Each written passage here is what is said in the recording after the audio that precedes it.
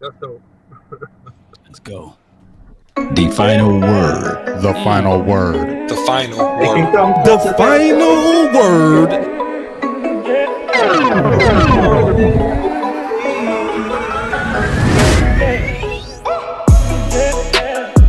Man, let's get it. So we got the whole house full today. The final word. Oh yeah. And we will be answering these questions, obviously, because I know a lot of people want to talk about Terence Steele. Okay. So we go talk about that. You came to the right place. We got the film. So we go to the film. I'm not interested in no opinions. But then my boy Big said he got some stuff he got to get off his chest, so I'm curious. Yeah, I'm gonna get stuff off my chest, dog. No doubt, man. So go Nobody ahead. does it better than me. So go It's ahead, coming. Big. It's coming. Why you go Big? No, I need away? music off. I need music off when I go off. It's gonna be one of those. Is it gonna be one of those? Yeah, it is. But it won't be like I won't be yelling or mad, but I'm just frustrated. All right. All right. Oh, he must have already yelled. Oh, I've been yelling. Oh yeah. If you watch the feed Sunday, I was yelling like a mother sucker. I'm gonna go back and clip those. We gonna put that on TikTok and everywhere. The final word. Well, I can't wait to hear it now. You got me so curious, Me big dog. You got me very curious. Word. So we always kick it off with you anyway. So. Mm-hmm. And that way I need to get know. out my chest and then I can listen. We need to know if the little ones with the OC though. With the little ones with Oh, this won't be nothing. This will be good. Oh, you good? This Oh, we is good. good? Okay. Oh, this won't be nothing like that anyway. This is gonna be very PG, but it's gonna be very precise because I've already got all my notes up. Oh wait, is it one of those? Yeah, it's one of those. Yeah, Yeah, it's one of those. Hey, Law, we gotta hit that better than best again one more time, bro. Oh yeah, I got you right here, man. I got you. Nobody does it better. Yes, indeed. It's an evil world we live in. They can come closer than close. Yeah. Original, they never will be. Sacrifice. Let's go.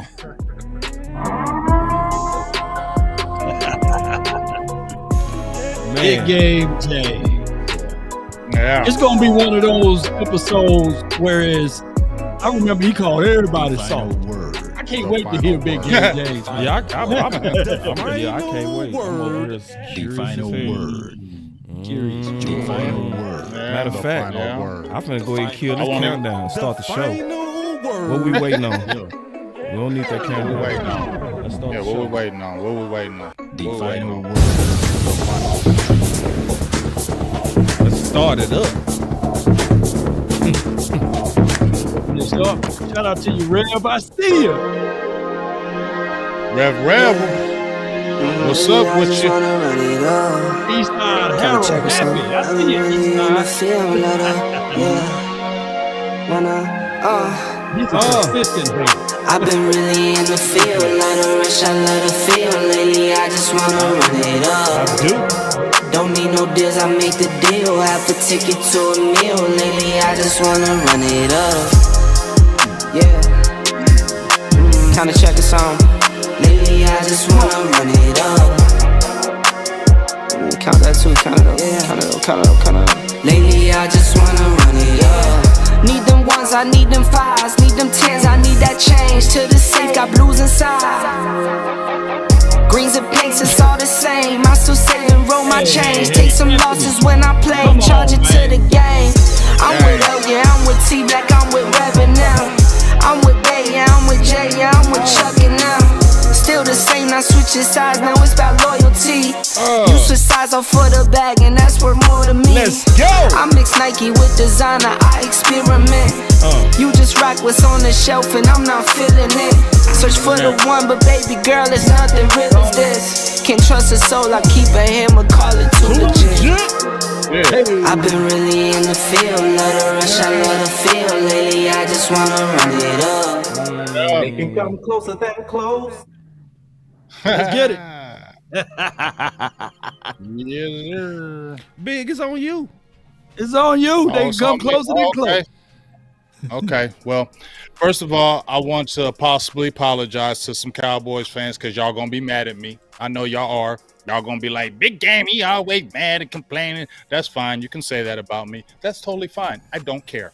So go ahead and say it because I'm going to say some stuff. First, let me talk about the positives in this Philadelphia game. Okay. My positives, number one, Dak went crazy, right? 29 of 44, 374, 3 touchdowns, no picks, right? Awesome game. Without him, we ain't in the game, right? And I said in this particular game, I said we were going to have to throw at least 40 times for us to win this game. Dak threw 44. We almost had it. So that's frustrating, but Dak did his thing, and he's been killing it. What we said, like the last 3 weeks, Dak's been killing it, right? So that's a positive right there. Another positive in this game, we saw CeeDee Lamb, but I already knew about him, Jake Ferguson. Jake Ferguson is becoming that guy. 7 catches, 91 yards, 1 touchdown. He is becoming that guy. This is a guy I wanted out of college. This is a guy I had mocked, and he's coming to his own. He's going to be a star. Okay, Jake Ferguson is going to be a star. We need to continue to let him be that. Also, we finally had a Jalen Tolbert sighting. That was a great thing. I talked about we need to see Jalen Tolbert in this game. 3 catches, 49 yards, 1 touchdown. He looked crisp. He was catching the ball with his hands. You were excited about that. Also, what I was a positive in this game is we held that running game down. Remember, we were worried about the running game in this game. We held him down. He only averaged 2.4 yards a carry. Only had 43 yards. Jalen Hurts, even though he had the bad knee, he still only carried 36 yards, and he carried the ball 10 times. So he was definitely trying to run it. And they only had 109 yards total and only had 3.3 yards a carry. So great job right there, too, right? We kept A.J. Brown in check, too.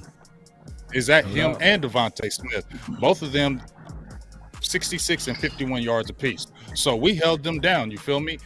We did a lot of positive in this game, and we went into that hostile environment and banged with them boys. We should have won that game. Let's just keep it real. We should have won that game.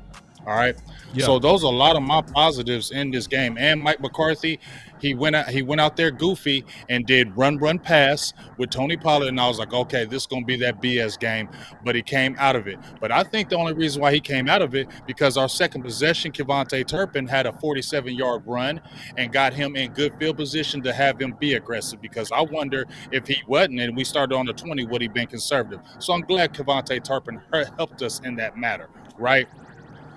But now I'm about to get to some negatives, okay? I'm sorry, Cowboys fans. Don't hate me. So here's the negatives in this game and the frustrating part. We keep killing ourselves. Now, I know this was not the best ref game, but too many times we keep killing ourselves with dumb penalties and dumb mistakes. And this defense keep making more penalty mistakes than I seen the law allow, right? And we talk about Dan Quinn, right? Yep. What's going on with this discipline from this defense? We keep seeing more and more undisciplined plays from this defense, and it's costing us. So that is a negative to me. We gave up 5 sacks. We've given up 13 sacks in 3 weeks. We're going to talk about Terence Steele later, but those sacks have been killing us, and they're at the worst times, right? So that was another negative for me. Okay, and then when we talk about the defense, we talked about it before we got on air. Jordan Lewis, what's going on with this? Boss, we've been hyping up J-Ron Curse, right? Yep. But you know what? Wanye Thomas need to play some more. Yep. Because J-Ron Curse he's just not getting it done. Not in my opinion. And Wanye Thomas needs to get on that field more. And another thing is we've been talking about the money plays, right? And we're seeing it in this game still. We're seeing the money play over what should be playing. We saw it with Michael Gallup. He needs to sit I don't care if he's making this money. You need to get Jalen. It was 36 snaps with Michael Gallup, 33 with Jalen Tolbert. That's got to change. Jalen Tolbert got to overtake him. Didn't you not see the confidence of Jalen Tolbert, the way he ran his routes, the crispness with strength? You saw Michael Gallup look like he was hobbling out there. Come on, man, that's got to change. Now, also on the defensive side, Michael Parsons, he got a 1.5 sacks that game. I said it needed to be a signature game. It was not, but he still played damn good, okay? Now, I'm going to say this, and I've been nice all year. You hear me, boss? Yeah. I've been nice all year to DeMarcus Lawrence. I've been nice all year, but I can't be nice now, okay? I'm not going to be nice, and I'm going to stop being nice right now. Now, we got people on Twitter that just trumping him, and he can never do no wrong. But here's my thing with D-Law, okay? Sacks, they keep on saying sacks don't matter. Sacks don't matter. I get it, right? Pressures do matter. But boss, Law, and OC, did them sacks matter in that game against Philly? It did at the end, yes, indeed. Yeah, they did, right? When we had that drive, yes. In that drive, when we had that fourth down that we had to go in the fourth down that we didn't get, it was 3rd and 21. Why was it that? Because there was a big sack in that game that pushed us back, and it changed the whole complexion of that drive, did it not? Oh yeah. And then when we look at the last drive, when we were about to score a touchdown, we were inside the 6 and we had the big sack. Did that not change the game? It knocked us out of position. It made it a harder way to go. So does sack matter a little bit? Because those were game-changing sacks, right? Those changed the game. Those changed the game of our offense. So sacks do matter. Pressures matter. All those things matter, but sacks matter. And this is what I'm talking about, DeMarcus Lawrence. Yes, you've been doing great in the run game, but we know you're that guy. But you haven't had a sack since week 3. 1, 2, 3, 4, 5 straight games with not one sack, and he's supposed to be our guy? I mean, you had 2 pressures against San Francisco, our 2 toughest teams that we wanted to beat. You had 2 pressures, that's it, in the San Francisco game, 4 pressures in the Philly game. You had 1 tackle. 4 pressures, 1 tackle. 4 hurries, 1 tackle, no sacks. Don't we need more from DeMarcus Lawrence? We need somebody to come off that edge besides Michael Parsons. My God, Dorrance Armstrong Jr., who is not as good as DeMarcus Lawrence, has 4 sacks. And he almost is caught up with him with the pass rushing snaps, as far as he's like 77 snaps away from in the pass rushing game, but he's only like 7 pressures away from DeMarcus Lawrence, and he's a part-time player. I got something to tell you though right now, big game, James, on D-Law. Okay. His cap hit, man, right now is $17 million. If you cut him now, $38 million. And if in the year 2024, he got a $20 million cap hit. Plus, if you cut him, it'll be a $20 million dead cap hit off of that. So you got to deal with D-Law all the way up until 2025. And you know who won that particular battle?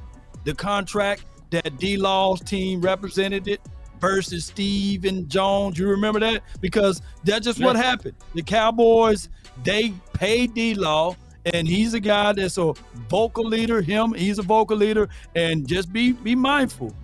J-Rock is a vocal leader. So the Easies of the world, the other guys that we have that could come in and play, like the Wanye Thomases, they are silent to those boys who's pretty much got that alpha mentality. So the Cowboys is going to be more of the same, fam. I know. I'm not disagreeing with anything you just said. Totally agree. But at the end of the day, I feel like we still need more from him because teams are concentrating on Michael Parsons. We need somebody else that can get to the pass rusher. Sam Williams gets the big sack and he only gets 19 snaps after that. I know he does goofy things and silly things, but he just gets the big sack and then you don't see him anymore, man. That's I don't understand those. I don't understand those concepts. And you're still letting D-Law out there, and he's not making big plays. We needed big plays from him in this game, and they were not happening. And like I said, you've gone 5 straight weeks sackless. Okay. Big game. Now, yo. Big game. I'm gonna help you. All right. It's gonna take about 30 seconds, and I want you to finish your point. All right. You cannot look for Tank Lawrence to get big sacks at this point in his career versus elite offensive linemen. That's not his game. He's a complimentary piece. Okay, now he was overpaid, all that, but we've been talking about this for 3 years, right? How he is not really a sack master, right? But he wise, and he's a great run defender. Now, what you really need to happen is two things. You need Sam Williams to develop, because he's a guy that's to be able to be. Hold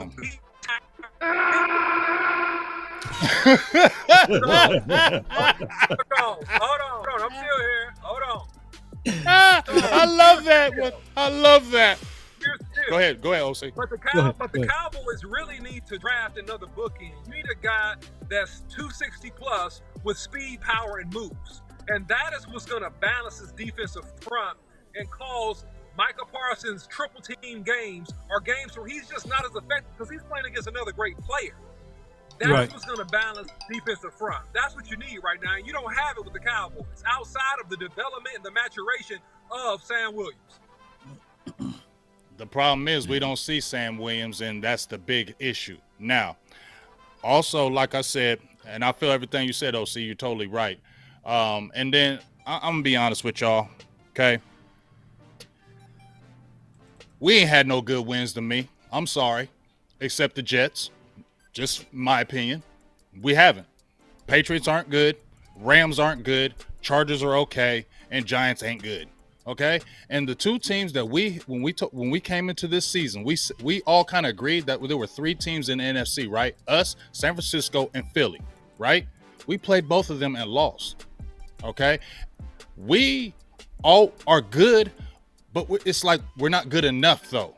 We're always right there and close, but we never get over the hump. And this was another game that happened. Close, but no cigar. And I'm going to say with this one thing, and I know people are going to get frustrated with me, but I feel like, listen to me, I love you, Dak, but you got to finish the game, in my opinion. And you ain't, it's almost like you're not allowed to say it because everybody's going to go back and say, well, Dak balled out. He did. Everybody's like, you ain't allowed to do that because Dak balled out. But Dak has been balling out against the Eagles, okay? Dak threw 347 last year, 295 before that, 265, 455. Dak been killing these Eagles in the air. So we knew what Dak could do in the air against these guys because he's been killing them in the air, all right? And when we look at the secondary of the Eagles, we know that secondary is weak. Sam Howell threw for 397. Mac Jones threw for 321. Kirk Cousins threw for almost damn near 400. So we know that secondary could get beat. But this is all I'm saying, fellas, and I am going to apologize for it.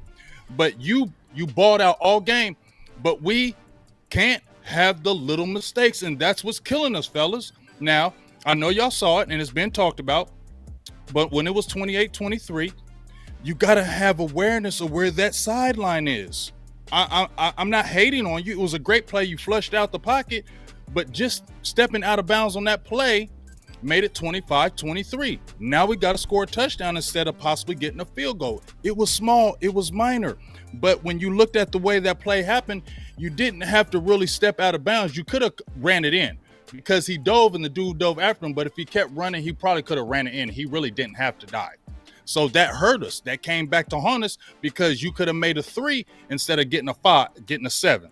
Now, and I showed this picture, and this was just, you got to make this play. You played great all game, but you got to finish the game too, in my opinion. When it was 117 in the game, and I made the picture, and I took it down because so many people were getting mad at me about it. I took the picture down because people were getting mad. Oh, you just bashing Dak. You just dogging Dak. And I wasn't. But I feel like if you're a great quarterback, right? You are a great quarterback. You got to finish the game. I'm sorry. You have to finish the game. You can play great for 3 quarters, 3.5 quarters, but you got to finish it. And when those plays are there for you to finish it, you got to make them. And that was a play you had to make. It was 117 left in the game. It was the 4th and 8. I post a picture and nobody saw Reed Blankenship, and they're already like, no, that safety was over the top. Reed Blankenship was the deep safety damn near on Jalen Tolbert. He was hedging more to Jalen Tolbert. when you had Kevin Byard, because they all were playing press coverage, Kevin Byard naturally bracketed CeeDee Lamb. He turned his back on and Jake Ferguson, when he came off the line of scrimmage, he instantly beat that linebacker. Knocked his hands down, beat him. As soon as he beat him right off the line of scrimmage. So he was beat coming off the line of scrimmage. That was a play to be made. Dak looked over that way. I don't know what he saw from my perspective. Did he think he was going to be in the way? But he was clearly beat. He was clearly beat 3 to 4 yards. There was nothing but open space right there. You went for the more challenging play that was covered. I don't know if you went because you thought you was going to get the pass interference, but that was a play that had to be made. If you made that play, you possibly had a touchdown right there because it was nothing but green glass, or you get tackled. You still had 3 timeouts in that game, and you could have ran that clock all the way down and probably tried to walk off. So all I'm saying is you got to finish the game. You played great this whole daggone game. You was a warrior. Without you, Dallas was not in this game. But to me, you still have to finish the game. When you have plays like that at the end of the game, you have to make them. That's what makes your team get over the hump. That's the difference between good and great teams. And though we played good, we didn't play good enough. And it's the same story here in Dallas, that when we're playing the good teams, we're not good enough. When we play these other teams, yeah, we look like the world beaters. So, yeah, we're probably going to go on a 4-game win streak because we're playing regular teams, and then we play Philly again, so we should be 9-3. But, fellas, we have to finish games. We have to finish games, because if we can't go on the road and finish these games, it looks like we might be a wild card. So that looks like we're going to go on the road again. And if you're not finishing them now, I'm sorry. What leads me to believe we're going to finish them in the playoffs? And that's all I got to say. Well, one thing I'll just say in brief here is this, is that I've said this before, the Cowboys need a signature win versus a really good team in the regular season. And without that, you don't have the confidence and the fortitude to beat great teams once you get into the playoffs. And this was kind of a war of attrition in the sense that it was the details. It was the little things that cost the Cowboys the game. And that is the next level that the Cowboys have to ascend to in order to truly beat the elite teams in the league. No doubt, no doubt. Great observation, Big Game James, and he's right. Elite quarterbacks are known by the games that they won, not about the games that they lost or the moments that they didn't come through. And yes, Dak Prescott was short in this particular game. There's plenty of life left in this season. There's plenty of games left in this season. We do want this particular team to wake up a little bit more. I did see that Mike McCarthy did start the game off very, very conservative. And if you look at what the Eagles did, they started it off, spread everybody wide. They went with their best attributes, and that's attacking the ball and spreading everything out. And when they couldn't run up A gap or B gap, they did 21 personnel, and they ran it to the edge. So we did a good job of stopping the run, by the way, especially up the gut for all of those who say, hey, what about this pick? What about that pick? But we were terrible on stopping the run on the edge. And on top of that, they caught us a lot with eye candy. I would say this, though. There's plenty of season left. And the food is not done yet. And I get it. We can look back at past history and say, yeah, these are the same old Cowboys. I don't think that we are the same old Cowboys. I think that we're a little bit different than what we used to be. And I think that this team will rebound and get things together. That's just the optimism or the tunistic mindset that I have over here, because I'm very optimistic about this team. I would say this, though. Mike McCarthy never won a Super Bowl by having home field advantage throughout the playoff. He snuck in, right?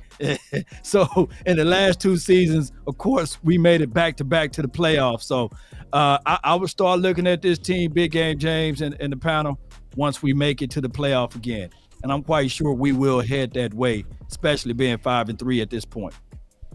I personally feel like this is like Dak's top 3 games all time. For real, man. Dak balled out, and I still don't knock the critique. I think both things can be true. Right. You know what I'm saying? And there's nothing wrong with that. Like, where, yeah, Dak gave you 97, but we won 100. It's what it is. You know what I mean? And you might need that 100 to pull you over sometime. You know? Yeah. So I'm not mad at critiques that's legit to where it's something that you would literally coach him on and say, hey, this is what I would want you to do. I ain't mad at that. Nobody should be mad at that. The hot topic. Now, also. And boss, before you get into this, you want to click off of me for a second. Give me about 30 seconds. So, also, Ms. Lockhart is right. They burning me and Law and Big Game James alive on these like ratios. The likes are way down. It's way down. It's too many people. Yeah. But that's fine. You can hate on me. I'll tell the truth. You ain't gotta like my stuff. Shame. The big thing that's going around is Steele. And I just got through combing through all the film, and I got about 3 minutes left in the fourth quarter.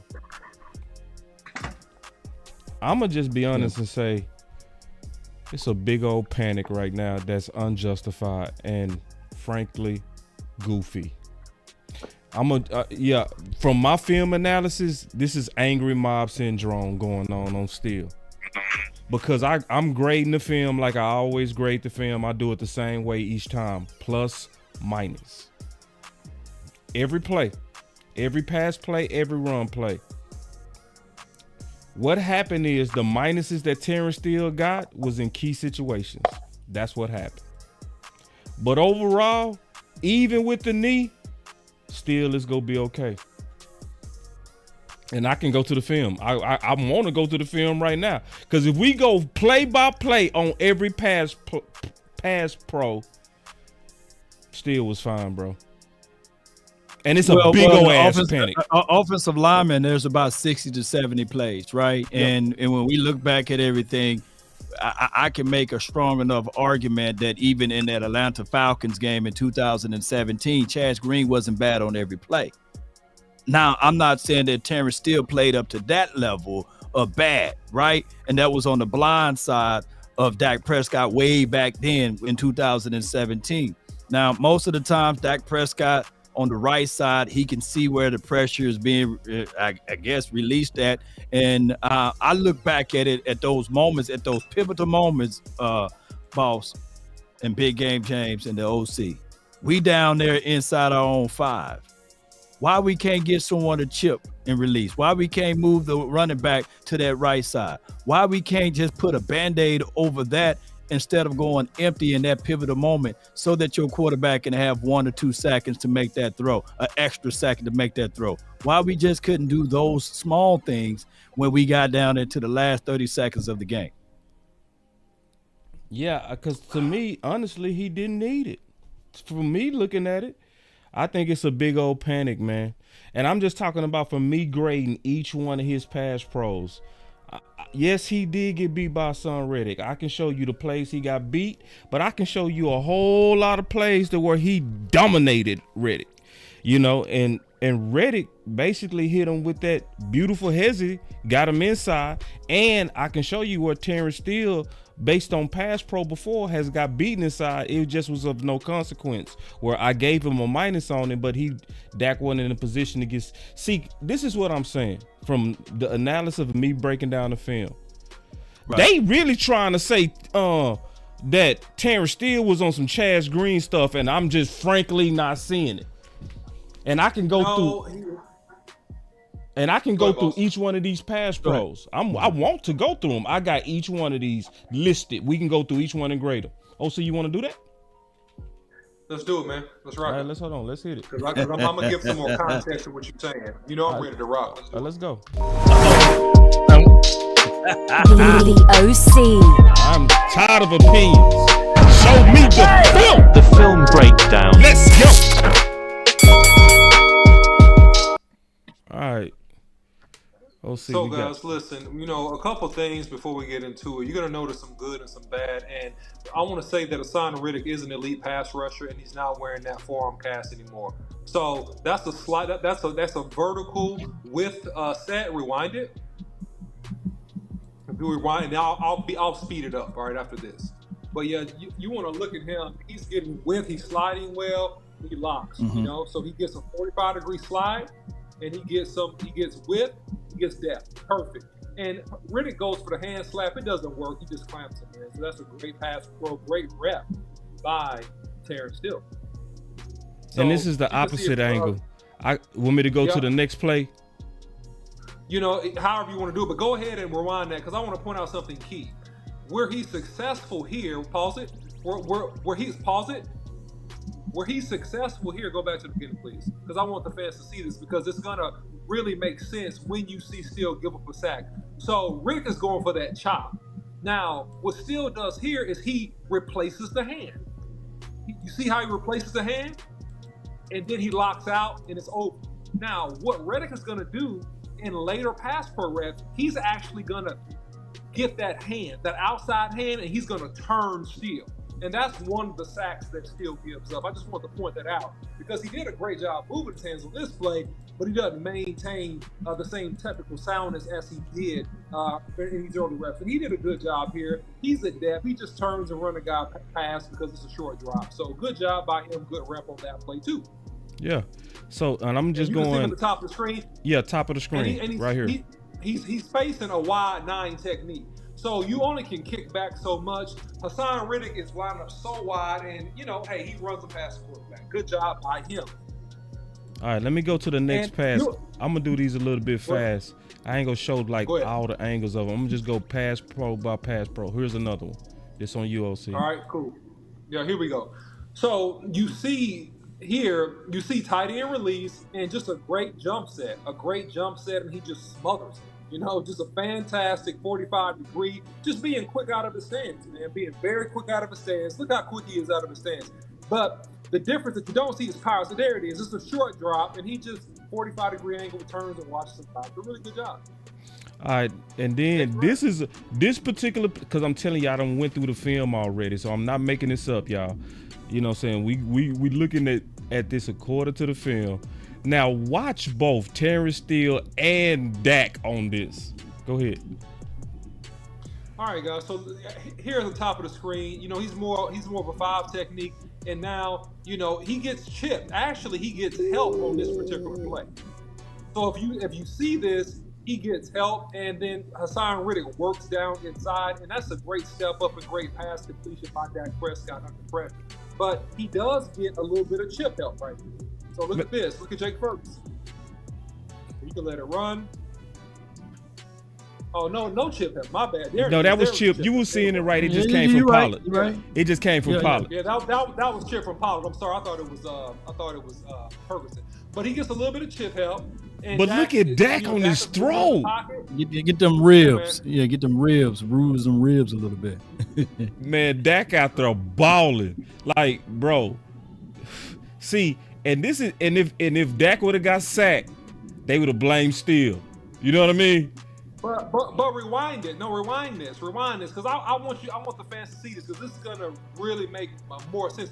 Look at how Steele is moving his outside hand, because he knows really, look. You see how he moves that hand? He pops him in the face with it. And I saw the ghost punch. You know what I mean? Yeah.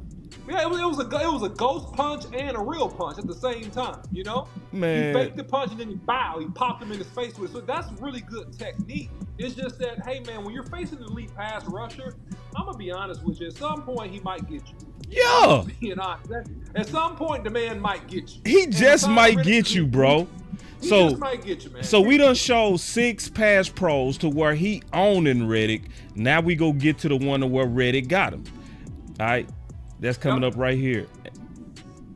And this is the thing that people are going to be most concerned about, and what most concerns me when I watch him. But I said this ad nauseum, okay? Yeah, he doesn't have the strength and the agility to post on that inside left knee. And that's what you see. He hits him with a nice inside move, and that right leg is dragging. Right? It's right there. Now he's reaching now. So that's bad technique. He's reaching, and look, his foot is off the ground.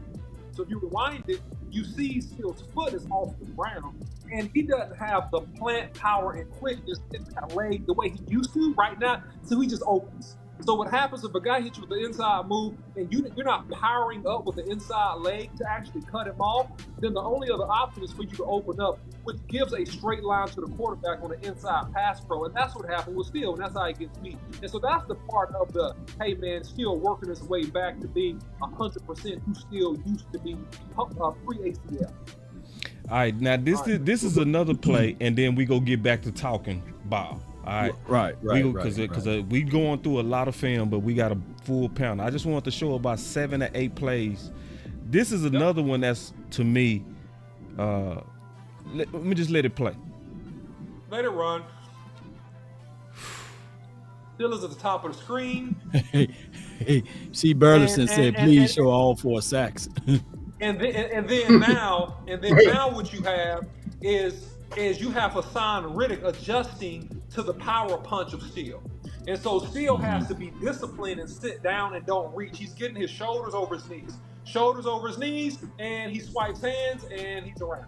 And so that's a great adjustment by you got to give Dak a A+ on that one too. That's what I want to show was Dak on this, bro. Dak is, listen, y'all. Dak is balling. Slippery Dak. Dog. And this throw is not on. This is all on, bro. Yo, man, if y'all don't back. And rewind it back, but before you do that, Boston, rewind it back. Let me talk about Steele on this. Okay, let me go back. That one last play, just one last, because I've been talking about this, teeing this up. Talk about that throw too, OC, because that was off balance, all on. Well, it's an off-platform sidearm backyard Mississippi play, but look at Steele's outside right hand. Now he beats that arm. You see that? Perfect pause, boss. Great job. Now he's go beat that hand. At first, he beat Riddick with the hand. Now, Riddick is beating that outside hand. And what happens is, when that the outside hand gets beat like that, he starts to trap that hand. If you're not sitting back and you're leaning over your shoulder pass, over your knees like Steele is, the only option you have is to lean forward. When you lean forward, the only thing you can do with the outside foot is to open up your hips and create and open that door straight to the quarterback. And so that's what Steele does with that play. And that's the difference between the first reps and then the reps we can see in the beginning. Yes, indeed. And you know what? It's always a game within a game, because when you're looking at defensive edge rushers, they going on third down, you know. So a lot of times offensive linemen, they may win on second down. It may be even almost on first down, but that third down, those are the quality downs. And also in fourth quarter, it's always and the OC know this. You when you fighting against that defensive edge guy, you putting a few of yours in your pocket, and he's putting a few of his techniques in the pocket, but he's not going to reveal it all until the fourth quarter when it counts the most. So I want people to know that it's always a game within a game, and it's always a setup. So and that's why even on a wide receiver basis, you want all your releases to look the same, because that DB, and I know, boss, I know you know. Sometimes you can say, all right, cool. I saw what he's like to do in the first quarter. He better not give me that look again, because I know I can take that away. So from a defensive player and from an offensive player, is always you keeping a few in the bag. But go ahead, y'all. Real quick, I do got a lot of film, and I want to be honest. I want to go through the film, bro. I'm dead serious. I don't know what that's gonna do on production, but I got some clips I had questions on, because from me breaking down the film on Steele, I would say this. His first half was really good, other than that sack he gave up. But I started looking like he was wearing down on C. I want to use your eyes on that. Is that cool, everybody? Because I looked at every pass pro, bro. Like, see, and like my boy C said, show all the sacks. I got you. But see, that's not how to do film, bro. I'm going to be all the way honest. You never do film like that. Never. That's like trying to grade a player based on highlights. Would you trust highlights? Or would you trust me if I said, oh, I looked at his highlights? You wouldn't. You got to look at the game. You know, you got to look at all the game. And then you add it up. Not just, oh, these are the 4 plays he gave up. It's like, yeah, I'm going to look at all of it. Shouldn't we look at all of it? Man, let's rock it, man, because I got some more thoughts and opinions on this. and I can develop it if you show a few more plays. You know, one of the things, and you can, as you go to the film, one of the things that I'll say about Steele that you got to kind of recognize is that Steele's game is built upon being aggressive and attacking defensive ends. Okay, if you look at how he likes to play, he likes to attack you, right? And it's worked well for him.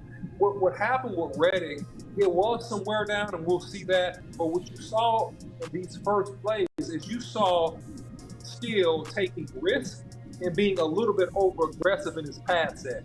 And some of this stuff with Reddick could have been neutralized had he just took a 45-degree slide. Well, he had a 45-degree slide with depth, which is great because the sign rip is fast. But he could have just did a vertical slide or a slide with width and just played with his hands tight and then shot it at the right time. So that was one of the pass pros. I thought I saw him kind of gimping right here. I want to, you know, it looked like let me take a look at this ankle. He looked kind of gimpy.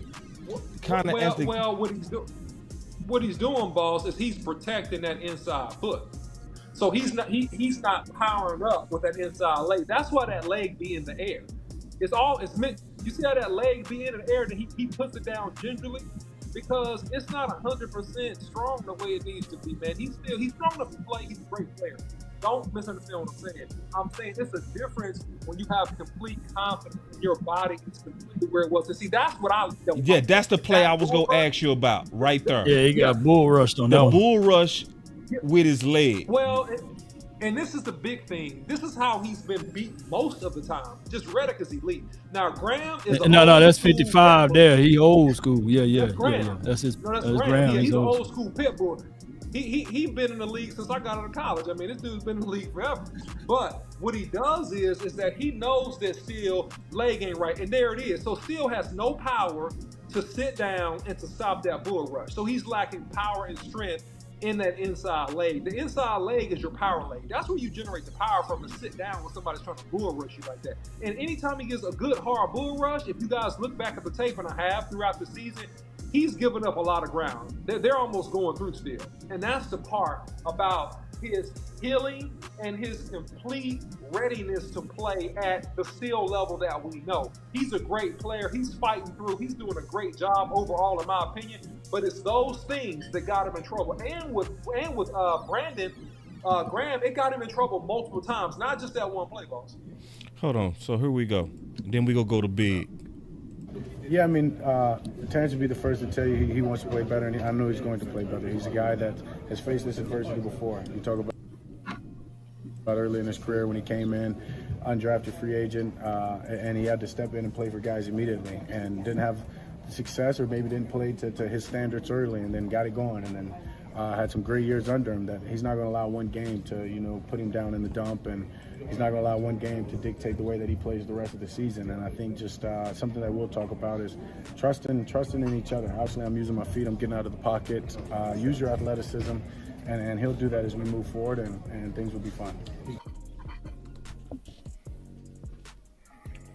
I mean, that's why I respect Dak. You know what I'm saying? He don't never. I like how he eloquated that. You feel me? And I think he's right in what he said. I like how he eloquated that, and I think that's why the teammates love him, because of what he says and the inspiration, and says, hey, it's okay. We all, he didn't have the great game, but he knows he's gonna bounce back, and I appreciate that about them. And I see what y'all saying about Terence Steele in his game. He didn't have a terrible game the whole game, but the point is, you gave up the big sacks when it mattered the most. Right. That's what I'm talking about, y'all. Yeah. I'm not hating on Terence Steele. You didn't give up. You played a good game. You lost your way, and we know. I've been the first to say that, and you said it, OC. Maybe he rushed back from that ACL because he wanted that contract. I'm not mad at that. I'm not mad at a person rushing back because I need my bread. I need to get guaranteed. This game ain't promised to us, so I need to hurry back and get my money. Yeah. I'm not mad at that. Okay, because that's valiant. So I know he's probably not all the way right. Okay, I totally 100% get it. But if we kind of know that, the team should know that, and they should do things to help him as well. Now, in that one drive, I've seen him a couple times where they moved Tony Pollard out there to slide the protection to help him out. But at the end of the day, as I said before, You play good, but when it mattered the most, you can't give up them sacks. And when we're on the 6-yard line, number one, we can't have a false start. Yep. If it's first and goal, right, fellas, and we went through all that to get down there with 27 seconds, we can't have a false start, right? We can't have that. And then right the next play, I was actually live when the next play happened. I said, "You can," and this ain't on Dak, so trust me, I'm not saying it is, but what I was saying was, you can't take a sack right here. The next play, I said, you can't take a sack, you can't take a sack. And then he got sacked. Right. Now that wasn't his fault, because that man jumped on Terence Steele so damn fast. There was nothing Dak could do. You know what I'm saying? And if he did try to throw it away, they could hit him with the intentional grounding because he wasn't outside the pocket. You get what I'm saying? And the way those refs were calling that damn game, I wouldn't put it past him that they would throw the flag. You get what I'm saying? So I get that part of it, but at the end of the day, you can't give that up at that point of the game. Yeah, I and don't- you're I absolutely don't- right, I don't. Big. And one thing I'll say, just to give it more context, I came back, and I'm not comparing myself to Terence Steele. I'm just comparing myself to playing out the injury. Okay, I came back in college and I had tore my knee, and I'm coming back and I'm playing, and man, I don't feel all the way right. I don't feel strong. But I'm out there and I'm playing because I gotta play. Because if you stay on that sideline, somebody's gonna take your position in a permanent fashion. All right. And so one thing that helped me get through the process that I would just recommend that Steele would do is you gotta be extremely technical sound. You almost can't take risks. Now with Brandon Graham, he knows Brandon Graham is a power rusher, so he tries to jump Brandon Graham, but he misses wild with his hands. Right? And so they're great hands, right, on that particular play, and got the guy pushed it out and widened him out. But if you miss with hands and you mess up technically and you're not physically as strong as you are, man, you're going to get beat, like that particular play right there, right? He's too aggressive with the punch. He's getting his shoulders over his knees. And, man, these guys got to wiggle. These guys got different ribs. These guys got hips. So the lunge, you see the lunge? The dude swipes hands, and he there's no way. There's no way I go empty right there, though. There's no way, man. There's no way. Yeah. I just can't go empty right there, Coach. Coach Mike McCarthy, don't go empty, dog. Yeah. Go ahead. You're trying to score, though. No, I'm saying you're trying to score. Yeah. No, but I feel on that. Thing. I feel like when you know that your right tackle has a bad knee, you got to do something to try to help him. And the game is on the line. Yeah, I feel on that 100%. I know you're trying to win the game, but you almost open up to where it was risky. You know what I mean? To Law's point. Right. Because they plan. Put it like this: 30 seconds with 27 seconds. How many plays you can get out of there, OC? 3 at least, two or three. Easily. Yeah, three. Easily. What defense they playing? What they playing? Overs? Let's go. Go back to it. Is they playing man under or playing overs? Let's see. Oh, they playing overs, man. They give you the underneath. They're gonna have to respect that. That would at least calm down the blitzing, because you got gap responsos, so you at least have somebody underneath. A running back, somebody who Why can didn't just we have chip a and release. receiver go over the middle on that play? Yeah, it was no outlets for Dak. Everybody was going to the end zone. Why did we not? Yeah. Just look at Devontae Turpin. Why couldn't he have Devontae Turpin slice over that middle? Yeah, because there's no outlets. To your point, it's no outlets on everybody. Everybody goes to the end zone. So that means Dak has to hold the ball. Right. You didn't So the design of this play had, to your point, Big, no outlet. Is no way for him to get rid of the ball. So then we talking about Terence Steele at the same time not having nobody over there to help him as his knee is breaking down, and there you go. The only pass I can see that they can do is like a flag or a flag route or a post fade back in and in. Post fade. At the bottom of the screen, if you look at that, they could have on the field side slant. Too. Yeah. They could have ran a quick slant. They could have ran a drag with Turpin, which would have been open to you guys' point right in the middle of the field. If you're going to do this, then run a combo route. So look at the bottom of the screen here. They could have ran a quick in, a quick slant. All right. You also could always run a drag with CeeDee Lamb if you pause it. You also could have ran an in with Turpin instead of an out. And real quick, you could have done several things to create space and get yourself open. and what's pissing Well, they me off, setting up for a draw. Right. Look at 63. Look at 63 depth. Look at that. Look at that. OC. Let me see what 63 is doing, because shit, he can't pass that. Hold on. Watch this. And they was blaming this on Dak. That was on Biotish.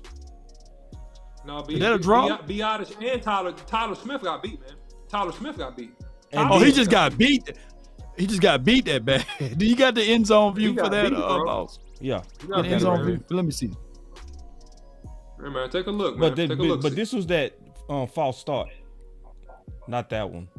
Not that. Yeah, you got to go back Damn further good play. down. Damn good play by Lamb though, right there. Damn good play. Yeah. And this game, we lost this game on discipline and execution. So that's the 1st and 5 right here. Okay. And missed 1st and 5. opportunities. Settle down. Everybody should just settle down. You get 40 seconds. So right here, Dak is clearly calling for the ball. Biotish, you got to get it out. That was on Biotish. Oh, delay. So they was finna try to run a QB draw. Oh, they're gonna run a QB draw. They slammed. Dak was gonna run that one in They there. stunned on that. They stunned on that though. They stunned on that one. They stunned it, and Smith didn't get the loop man. That's what happened. So he got beat. Yep. So Tyler Smith didn't get the loop man. He got to see the loop man. You got to see the loop man, right? And look, I think they were just confused at the line. I think they were confused. I think the line was confused. You know what? I'm pissed off now. I'm gonna show you why you can't be confused on this play. Okay. Why would you do a draw right there during 27 seconds? Let it run to the other angle, boss, because I want to teach the fans something. Let it run to the end zone view, and then you'll be able to see it. So look, you can't be confused on this. You guys are pro offensive linemen, and at the end of the day, we'll pause it right here. So you see number 98. He's lined up in what you call a 4 shape. He's inside shoulder of your left tackle. He's wide. They don't play that wide. Now you got Hassan Riddick playing tighter than he ever played. He plays 9 technique, 7 technique. He plays wide. He's trying to get you moving so he can beat you with hands and his speed. So you know by alignment, this is a stunt. Yeah. Teach you the young offensive lineman that might be watching the show. If you got a 3 technique that turns into a 4, almost 5 technique, it's a stunt. It's a stunt. True. And so you got Hassan Riddick. That's gonna be the loop man.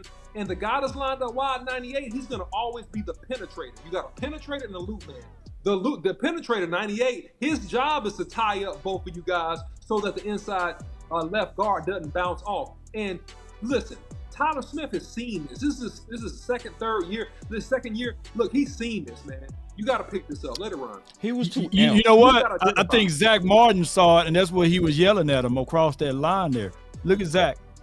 And to your point, man, they was picking up them loops perfectly on that right side. See, everybody been stealing Zach Martin. Boy, they picked up every one of them stunts like it was perfect, like they was drawing like Siamese twins.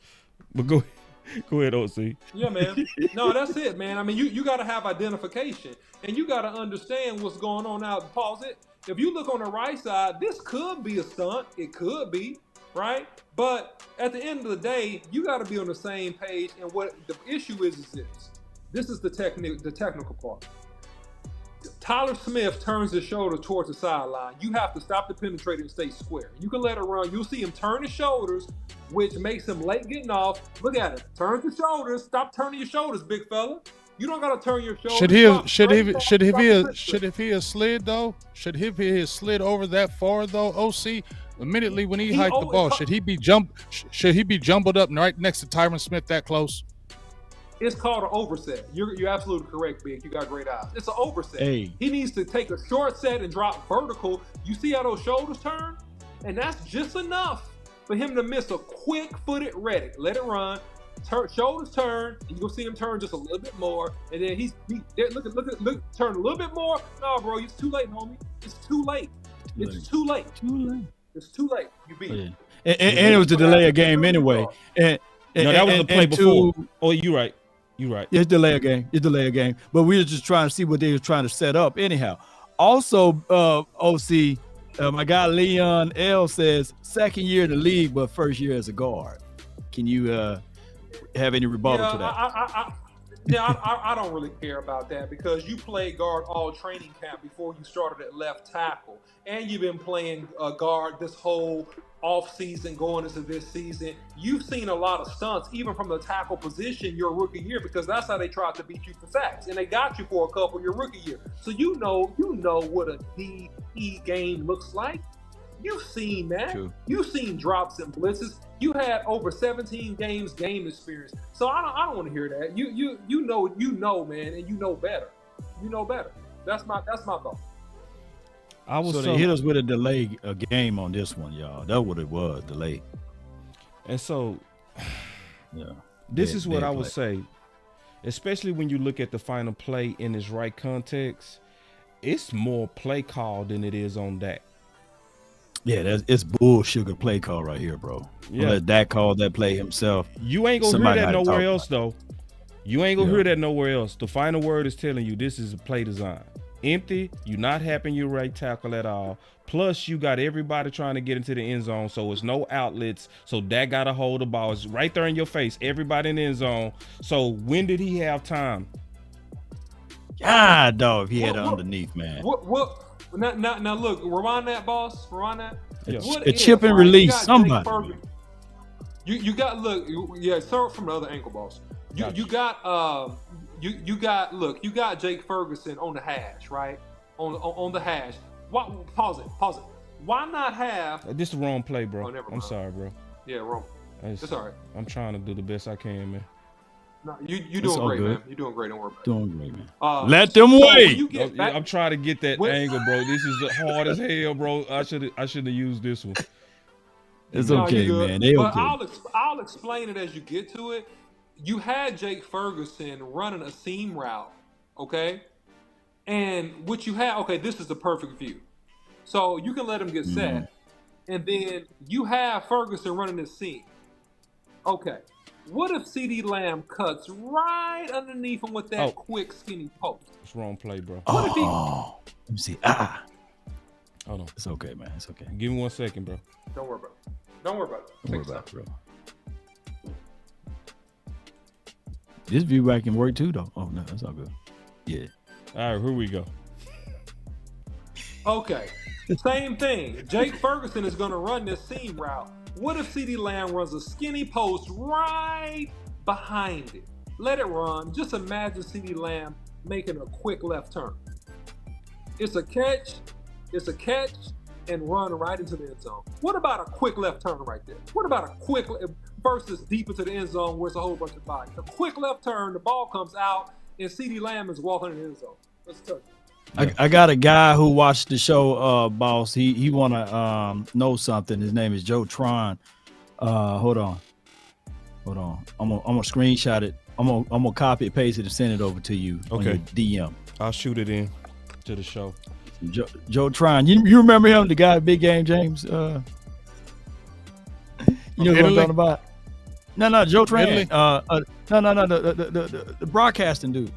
Oh, okay, yeah. Big wig guy. Yeah. Yeah, the one, hey, the one big. Hey, let me tell. Shook his finger. Hey, let me tell Joe that I'm showing the finger too. Let me show Joe that Noah Brown turned up for you with them Texans. He turned up for you with them Texans. He was a year too late, Joe. He was a year late. He actually looked damn good with them Texans. I ain't gonna even front with CJ Stroud. He was looking okay. Yeah. I just put it in your DM, boss. It's good that we got people, man, that work for big networks, man. Follow us and tune in to us, man. And that is dope. There you go. Hold on real quick. I'm pulling it, but while we pulling that, I want to segue to something while I'm pulling that. Mm-hmm. So one thing that's getting some attention that I think we need to focus on. Y'all give me 1 second. Aqua silence, but hey, man. It's all good, man. We got this, man. You know what I'm saying? You know, I always got something for him. You know what I'm saying? Yeah. Nobody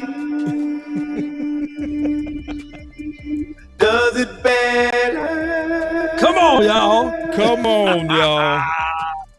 They can come closer than close. Yeah. Original, they never will be. Let's go, baby. Somebody's singing it right now in the chat. I hear y'all. Come on Nobody with it. does it better. But Mike McCarthy got a little spicy. I'm going to play it. And then I'm going to get y'all comment on it. Then we going to go back to Joe. But this is courtesy of 105.3 The Fan. We want to make sure they get all their credit on this. But listen to this. Scott Dixon with the AP. Back on Brandon Cooks briefly. For the season, his targets is not reliable. He's averaging about 4 per game. Is that what you envisioned? Is there anything that's going on that maybe kept it from being more than that, or is he? I don't play fantasy football. You know, I don't have. Damn. You know, we have game plans, and I think it's important, and this is which is a challenge for guys because our system's built on making the quarterback successful. That's the way this past game's taught. It's the way I've learned it. It's the way it's always been in the last 30 years. And the quarterback's responsible to go through progressions. You know, the way they play coverage can't affect that. So, I mean, all those things. When you start forcing the ball, you know, now you're changing the quarterback's feet. Now we're going down, you know, a different road. You have to have some of those plays. You have to have coverage beaters and so forth. But we play to the discipline of the quarterback and the training of the quarterback. So yes, I'd love to see. You know, everybody get the ball. When you throw for Hold on. No, I'm gonna go back to it. No, we going back to this. So, whoa, go ahead and read this, Law. He says, "Nice heads up. Look at the play from 11 with 27 left. Mm-hmm. With 27 left, Turpin has inside leverage, then breaks back out. Our cameras caught Dak talking to Turpin after the game about something. I suspect it was that, and I think that the miscommunication and indecisions led to the sack, which was a killer. Check it out. Let me know what you think." And that's from Joe dope. Trahan. Yeah. That is dope. So insider stuff, man. That's coming from Joe Trahan from WFAA. That's WFAA. Local. That's local inside. Whoa, man. Yeah, because he had a camera crew out there, you know. So hold on, let me go look at it and let's try to connect these dots. Here we go. He said go to the 27th. All right, hold on real quick. So this is it right here, right? Yep. Boy. Boom. No, this wasn't it. Hold on real quick. I think he's just talking about because I think he's just talking about that last play. That last play we showed. Hold on, let me find it, y'all. Y'all be patient. So these and we saw him a little bit pointing. Turpin in that game, he was pointing. So hold on real quick. It's after this play. This the one he talking about. All right, here we go. He said the camera picked up something. No, right here. So this is what he's saying. I see what he's okay. Here we go. So Turpin right here, he's saying his camera picked up that Turpin basically shouldn't have went deep, basically. So basically he's saying it was an outlet designed, but Turpin didn't likely do he said on the 11. Oh, so on the 11-yard line. So that's where. So on the 11-yard line, he's saying basically his camera picked up what Turpin basically. Let me go back to what he said. Yeah, pull it up again, bro. My bad, I got the hooked on phonic eyes over here, man. And he said, I think that he said, hold on. He said, call I'll read it for you, man. if you need me to, bro. I'll read it for you. I'll read it for you. No reading self. You can't read. Y'all leave me alone, man. I got the Floyd Mayweather. I got the Floyd Mayweather reading over here, man. He said, look at on my screen. I got to put my glasses on, bro. Turpin has inside, then breaks back out. Our cameras caught Dak talking to Turpin after the game about something. I suspect it was that. Yep. I see what he said. All right, so let me go back to the. All right, so Turpin let's see what Turpin does. Yeah. Oh, he shouldn't have did the you. He broke out. He broke out. Yeah. He did break out. He did break out, and it looked like so it was no outlet. So you see how we was over here blaming Mike McCarthy and Joe Trahan listening to Law Nation channel, right? And he, boy, listen, this is dope. This is extra dope. And so if y'all don't know, I just want to let y'all know Joe is the one that's on the intro of the final word too. When y'all see Big doing that, that's Joe. If y'all want to know who Joe is from WFAA. That boy say, boss don't read, he scan. Man, hey, this is not like reading in front of a classroom. It's like small screens and then some different variations. I couldn't be a news broadcaster. They be like, hey, get that man up off of that doggone screen. I would have gave you the job. It's just that you can't read the teleprompter. Put your finger on it. The little white cat jumped over the law, But you know what, Big? It still comes down to what you said earlier, bro. We come back. Yeah. It still comes back to the very first thing you was mad about, discipline, And that's one thing that that's what Mike McCarthy, he gonna be held accountable.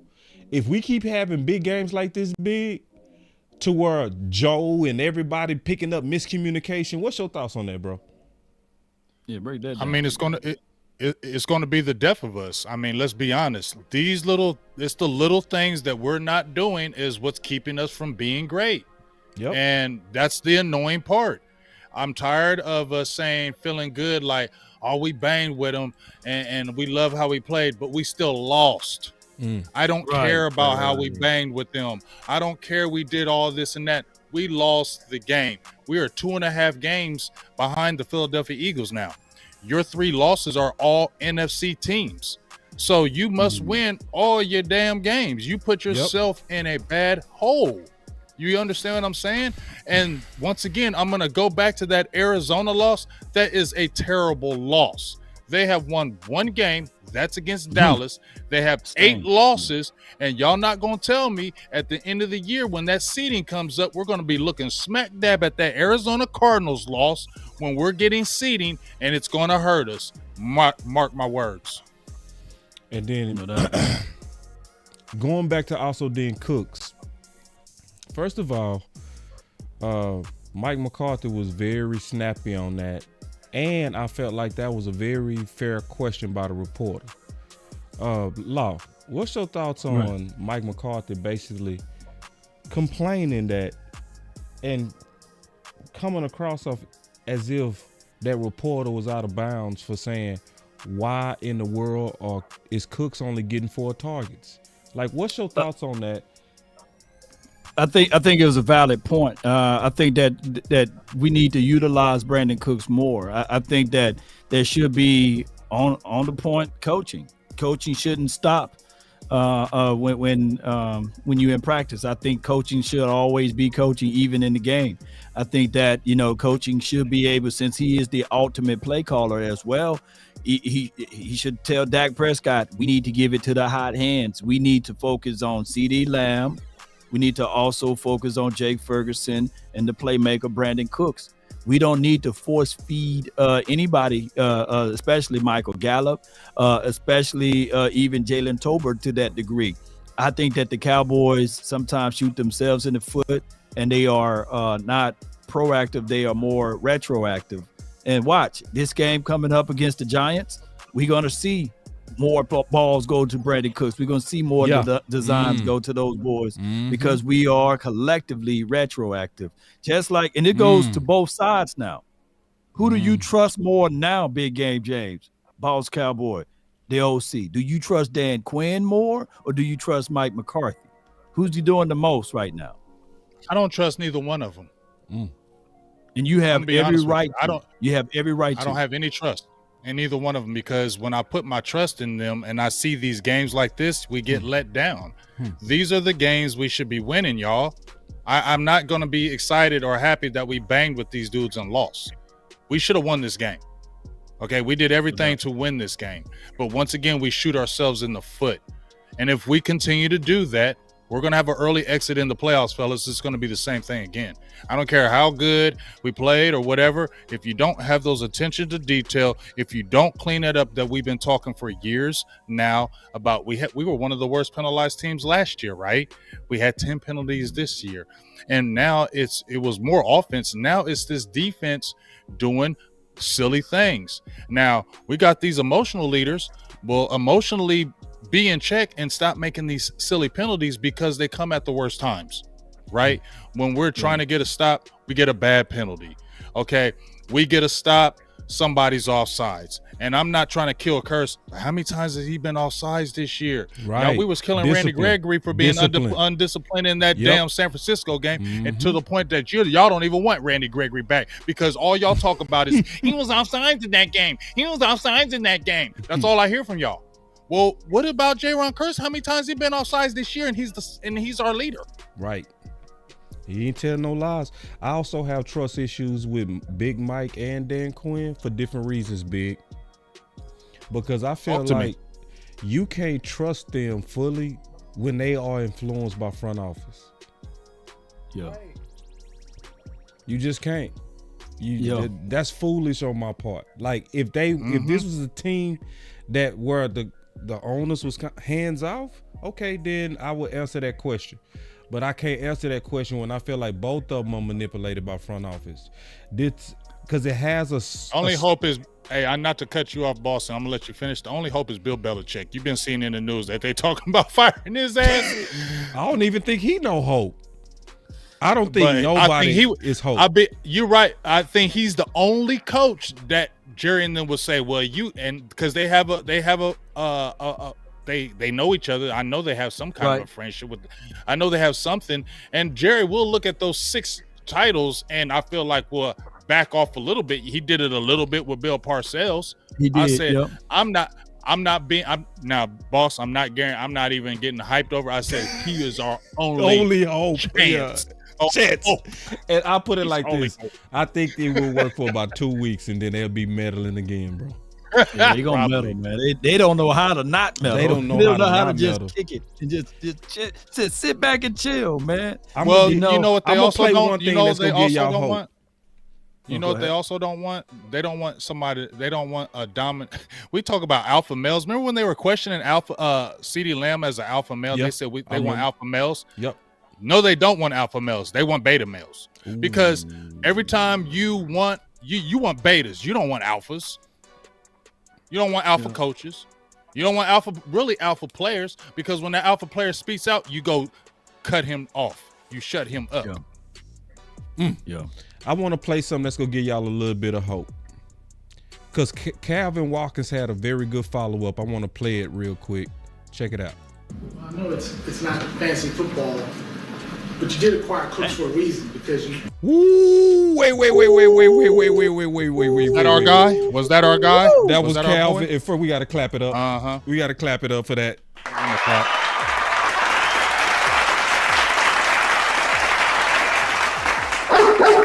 So dog bark too, man. See, I know this not fantasy football. See, Calvin was like, I'm the OG vet reporter. You not gonna bully me, sir. Listen. It's not fancy football.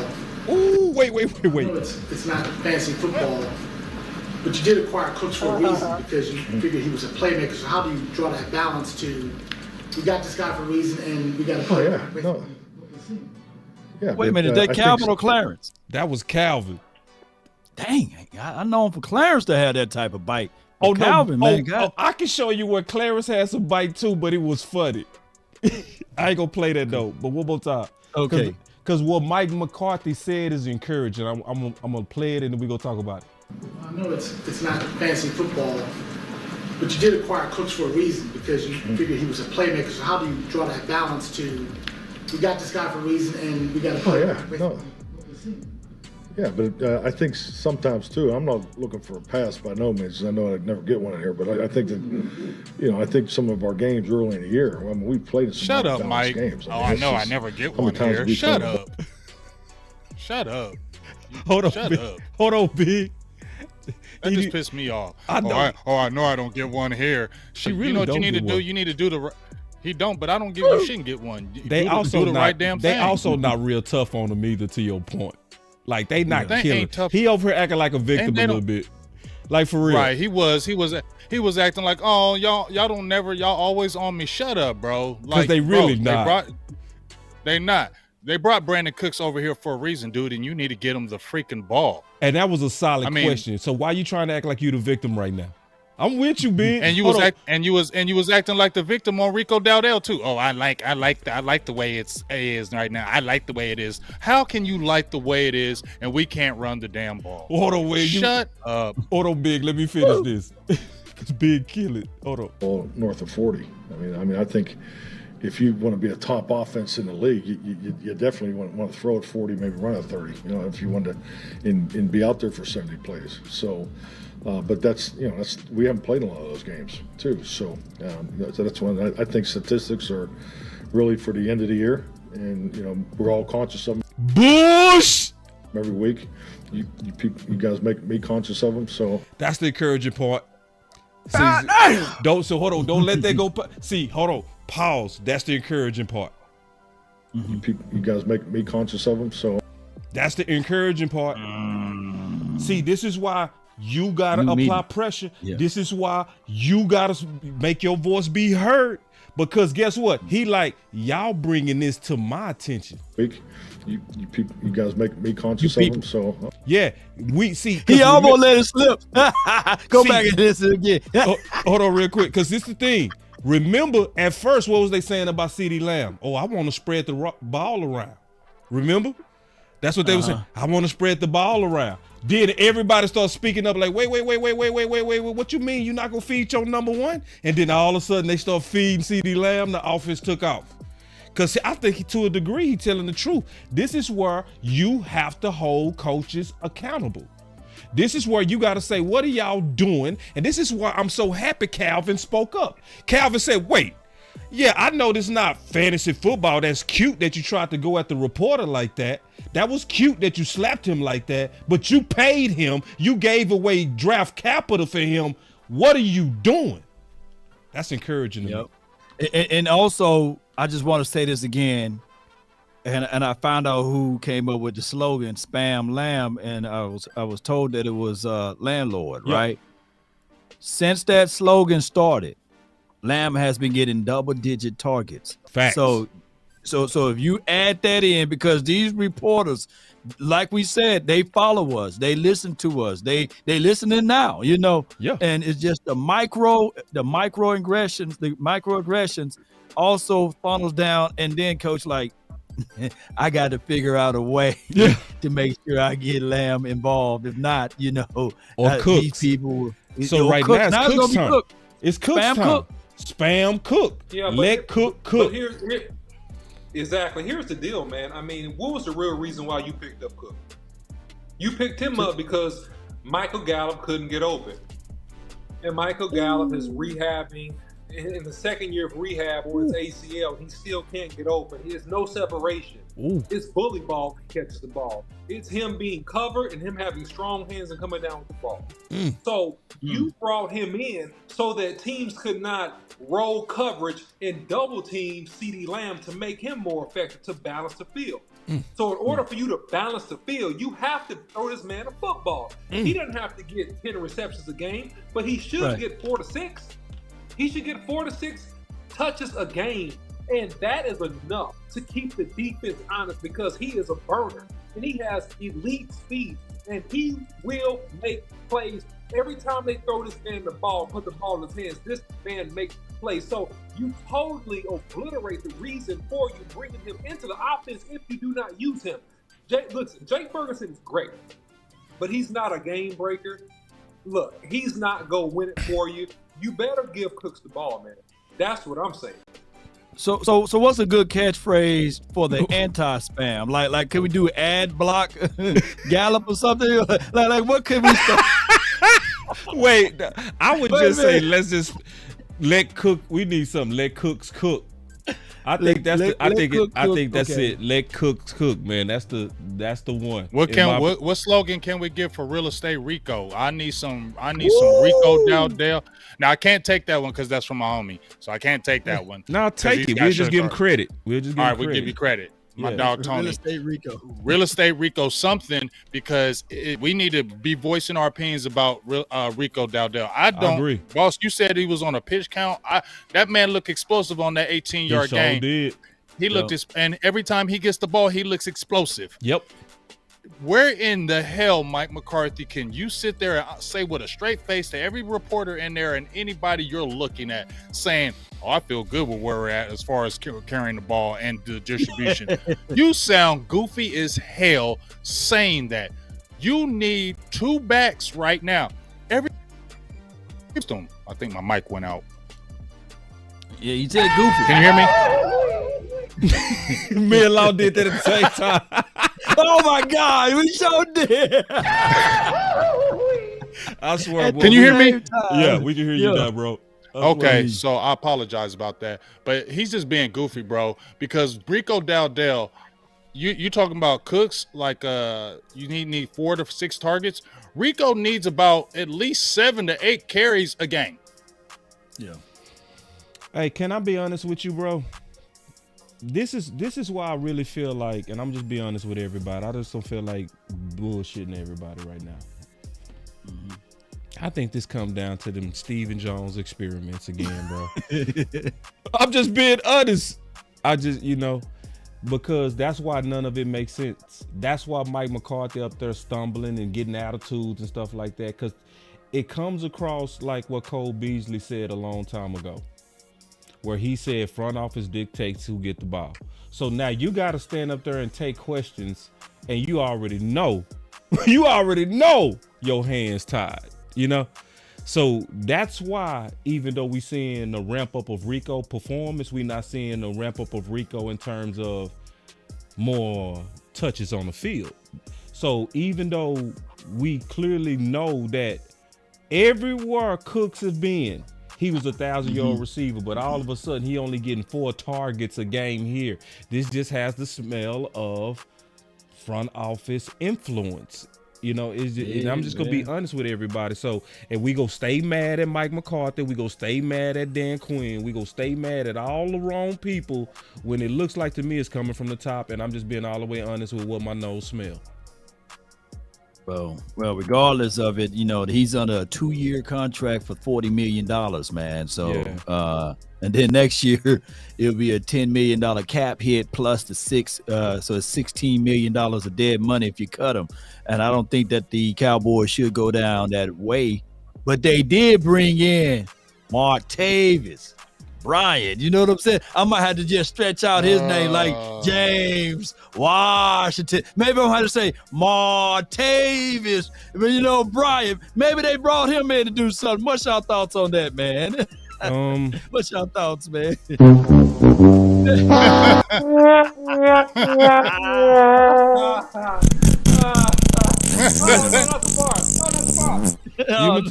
want me to be all the way honest? See, I don't feel like lying. OC. Come on, lie to kick it with us, man. Come on, lie to kick it with us, man. OC gonna feel me when I say this. Hey, this was our 5 years, boss. Hey, we signed doggone T.O. when he was 32, 33. So, hey, he's younger than that guy. Yeah. Big. We got to talk, bro. Big. I know. Big. I just said it. I didn't mean it. I ain't going to do okay, I'm finna say. I just said it. You the one that started shut up signings. Shut up signings. That was a shut up signing. We all know it. Yep. Yeah. So, if y'all don't know, Big is the one that coined shut up signings. This has the full smell of a shut up sign. If I ain't because what was everybody complaining about? Jerry Neal made no moves at the trade deadline. Oh, so let's get an old player. Let's go get a player that used to be nasty. He used to be nasty. Hey, he was nasty too. Nasty back in the day. Just like Alden Smith. Alden Smith was nasty back in the day. He played football since 2018, bro. If you don't get out of here, man. Hey, come on. Oh, you see this guy? See this guy? Number 1 bullshit guy. He do the wee woo. Wrong. It's all fake news. Hey, read what I tweeted out, my guy. Boss, read what I tweeted out and put it up there, man, what Jay Tuck said. Because I just screenshot what he said, and I said, God, dog, Jay Tucker's hitting us, man, with the truth. It's at the top of my screen. Well, you got to scroll down. I'm doing it now. No, I'm doing it now. I'm pulling it up. But say, I don't feel like lying to y'all, because if I felt like lying, you know what I'd be saying? Ooh, what a good pick. Ooh, we finna win the Super Bowl. That's a red zone threat. We trying to get better. Because it's like Marty Moore. Hey, boss, it's like saying, ooh, I was real fast back when I was a sperm. I was really fast. I was real quick. I was a sperm now. Come on, man. Hey, it's like back in the days. Get out of here, man. Hey, it's like back in the days that girl that you really like in high school. She didn't give you a play. She didn't give you time of day. And now all of a sudden you see her now and she's saying, hey. But she's over the hill now. She's over the hill. She over the hill now. 45. It's like Cowboys. She's had 5 kids. She weighs 250. You don't want her no more. You don't want her no more. This is the thing. This is the problem. You don't want her no more. Hey, man, listen. This is, and you know what? My boy is back. I'm so happy. Listen, I ain't gonna lie, but you know, give me the dog. Where the dog is? You already know where I was going, bro. Big is not feeling it. Big is like, I'm not with it, bro. Hold on. Martavis. Brian, baby, not Dez. We're gonna bring in Martavis. My boy Big is back.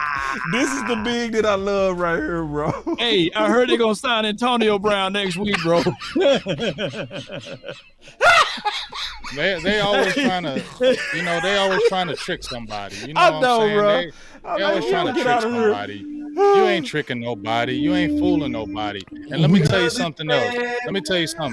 Cowboys won 11 straight at home, right? Yeah. Cowboys have won 11 straight at home. And you know why people say, why don't the Cowboys fans be going crazy all the time? We don't have a home field advantage. You know why I say that? Uh-huh. Because too many of these fans know the damn Cowboys. Yeah. You know why? And that's why they don't stand up and cheer all the time. Because they know we do goofy things. Yep. And when they start seeing them goofy things, they sit their asses right back down and we ain't cheering because we done seen this before. There you go. Yes, indeed. Yes, indeed. I got it up, Law. That's on you. Yes, indeed. It says right here, the Cowboys would rather bring in 45 wide receivers before they admit that they was wrong. Moving on from Amari Cooper. They should just made it a reality TV show replacing Mr. Cooper. I read that one good, y'all. Give me some round of applause, man. Man, y'all clap it up for Law, man. Clap it up. Come on, man. Clap it up. Yeah, I put it up on my phone. Come on, baby. That boy good. That boy good. That boy good. Are you not entertained? I can read, baby. Mama, I can read. That boy. Hey. So now, so when you so somebody else, they over here like, and then on top of that, I also know the Cowboys too well. I know them too well to actually believe that they go bring in. Like, listen, before y'all try to get me excited about Bryant, get me excited by first targeting Brandon Cooks. Facts. Yeah. So I ain't trying to say don't play no games with me. So this don't finesse me because y'all did nothing at the trade deadline. I'm not buying it. I know wee woo when I see it, and that is and it. We're you see this guy? See this guy? And here's the thing. Number one bullshit guy. He do the wee woo. Hey, boss. You know what trips me out even more about this? You signed this dude, and he hasn't played in 100 years. And he's going to be on the game day roster. Who are you going to sit? Oh, he's moving up to the Y'all 53? sound dumb as hell. No, I'm just saying. Y'all did all this for what? When is he? He ain't going to play no damn special teams. Who are you going to sit for some Martavis Brown who ain't played in 5-6 years? Y'all don't even make no damn sense. You get what I'm saying? Yeah. Y'all don't fool nobody. You need to stop it. And that's why I am pissed off at y'all. Yep, man, bro. I ain't gonna even hold y'all though. I ain't gonna even hold you though, Big Game James. It's coming back. If Brian come down here in the Giants game and they put him on the active day roster and he flew around and scored a touchdown and he throw up the X, I'm giving away 2 of his jerseys, man, to somebody that's here in the chat, bro. If Brian and he throws up the X, I'm sitting here, man. And I will also gladly eat crow. I would sit here gladly and be like, ooh, this is the best crow I've. Now, it's one thing that's good about this. Mike McCarthy did say that Will McClay wanted this. Hey. That's why it could be something to it. But would you blame us for having trust issues, though? We should have trust issues. You don't use your free agents right now when they come in. Why we gonna trust you to use him? Exactly. Yeah, 100. 100 don't. I'm not excited about him until you give my boy Brandon Cooks at least 7 to 8 targets in the game. Yes. I just want to see what happened if you target him just more. I want to see what happened to the offense would be even better, man. I mean, you've already seen right now when they give Jake Ferguson the ball, how much better we already know when Lamb gets the ball, it's better, right? Yep. But we've already seen now when you give Jake Ferguson the ball, the offense is even better. Yep. So how can you not be a better team if you're using Cooks, Ferguson, and Lamb? Those three are your guys. Make it make sense. Make it work. You've been in the league how long, Mike McCarthy, and you don't know how to do this? That's why I'm mad at you right now. That's why I don't think it's coming from him, bro. That's why I think he was frustrated. And if it's not coming from him, which we already talked about this for so many times, then guess what? I'm just going to sit back and say, same old thing. Yep. And to elaborate, this is what he mean. We are goofy as hell to really believe that we go win a Super Bowl with all this manipulation. That's what Big is saying. Now, we could win, but you know what it's going to take? Pluto will have to be aligned to Mars and Jupiter and wait a minute. You know, all the planets going to have to align. All the other teams going to lose their quarterbacks going into the playoffs. It's going to take a string of just good luck in order for us to win it, because you cannot win in the game of inches, no Super Bowl playing this much politics. I don't care who it is. All right. So we didn't even really talk about New York. Before we get into the final words, briefly, I'm not sleeping on New York. But I will say this. I think New York is a game to where, in my opinion, we should be featuring some guys. Supers too. Don't forget about the supers. Okay. Yeah, we got to definitely take them supers. Thank you, Law. But to me, this is a game to where guys that's free agents that been sitting around should be getting their opportunity. OC, wouldn't this be a good time going against the Giants, especially if we get control of that game early? Shouldn't we see Evans now? Wouldn't this be a good time for Evans? At least I think if you get a 2 to 3 touchdown lead, I think that, you should try to work some of these guys in. You know, even the receiver who hadn't played in 5 years, we should try to work him in too. But you need to get a lead. You need to get a lead in this game. Don't play around and let this be a trap game or a disappointment game. You need to come out here and jump on these boys early, whoop their head, empty the clip in the first half, and try to get up by 2 or 3 touchdowns if you can. And then we can talk about these things. That's how I would approach this game. But it's a game that, look, the Giants want to knock you off. The Giants hadn't been able to knock you off in a little while. They're going to come to play. So you got to really put your best foot forward and come out and start the game hot and try to keep some momentum in order to keep this team under control. You know, that's my opinion. Okay, because I'm going to throw out some people just real quick. Big. It's a couple of people I wouldn't mind seeing, because we've played experimentation before. Remember, we was rotating corner 2 trying to figure that out in live games. Why not do that right now with somebody like Noah, right? A former first-round corner. Why do he got to sit around? Like, shouldn't we take a game like the Giants and try to figure out if we could even upgrade from Jordan Lewis? That would make sense to me. I'm also say somebody else that I want to see right now. I said this on a video that I just did. I'm cool with that too. I want to see Trey Lance. I want to see Trey. And the reason why I say that is because we already know who Cooper Rush is. We know. The question mark is, who is Trey Lance? You know what I mean? Is he the top 5 guy that had bad luck with San Fran and then Mr. Irrelevant got hot and he never could get his job back? Because if he's that guy, he's a draft asset to us. Yeah, but they ain't gonna do that. I don't believe that at all, boss. I'm sorry. I don't believe that at all. That they're I will never believe, and y'all can correct me if I'm wrong, I will never believe that the Cowboys picked up Trey Lance to say we're gonna develop you and use you as a trading piece or something. And I don't believe that. And I don't believe that's how the Joneses work. And I'm gonna tell you also what, boss, I feel what you're saying about him playing. But guess what? We know how the Cowboys people are, fans and all. Let Trey Lance get in there and throw 5 for 5, 400 yards and a touchdown. Yep. You're never going to hear it in Dallas. You're never going to hear it. That's all they're going to talk about. That's all that's going to dominate the headlines for the next week. Week after that, week after that. And now, if Dak plays a bad game, Trey Lance playing good in that Giants game. How come he can't play? That's what you're going to hear.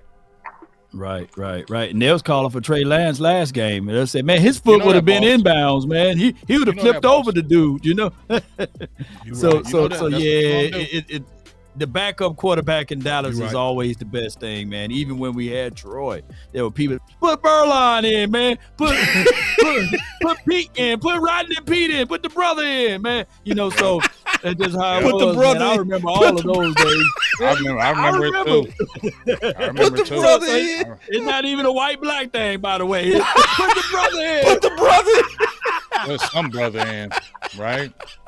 Hey man, free Wanye Thomas, man. Free Wanye, man. Let Wanye Free Wanye Thomas. That's why I'm excited. Should get a hashtag free Wanye Thomas. Hashtag free Wanye Thomas. Now that was a game. Remember, if you're talking about seeing anybody play, remember he's the one that had the block return, had the block on the Giants game. So he played good in that Giants game. Play him in this game. Matter of fact, you're playing the Carolina Panthers. Play him in that game. Yes. After that, this 4-game stretch, you're playing the Giants, you're playing Carolina, you're playing Washington, and you're playing Seattle. All those guys that we talked about should be able to play in all those games. Yep. So they can get even more experience heading for the playoffs. Yes. Okay. Because I'm sorry, Dono's starting is rounded into form. I would say he's rounded into form. Yes. Malik Hooker has been steady, but I'm sorry, J-Ron Curse, but because he's our leader, we can't do anything, right? Man, but please. Bro, if we're talking about winning games, you got to do what you got to do. Thomas should be in there, and Curse should not. I'm sorry. That's my opinion. I would say ramp him up. Maybe we don't rip the Band-Aid all the way off, big. You feel me? But at least start ramping him up, bro. He got to get some burn, though. Yeah, you got to get some burn. Yeah, I agree. He's got a different type of energy. And Curse, like I said, I'm not hating on you, Curse. We talked about it when Curse came over, boss. I mean, you called it out like, hey, this was a good signing. And remember, at the beginning, when we first brought in Curse, I said hell to the no with J-Ron Curse.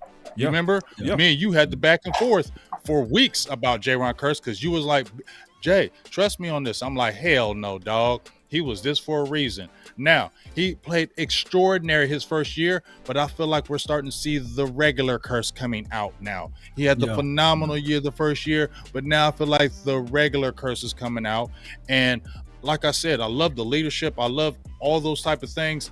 But you being a leader verbally, you got to be able to do it on that field too all the time. And right now I be seeing plays where he's lacking. Law had a great film study on Dallas defense, and you had that one play where he should have hit that running back out the backfield. And why are you doubling the tight end? And that's not the first time that this has happened. Wanye offers you more speed. He's sized, and his hair was playing on fire. He's out to prove a point. He's out to get money. He's out to feed his family. His story is crazy. He's hungry right now. Feed this man. There's no way the Eagles score 28 points if you just keep.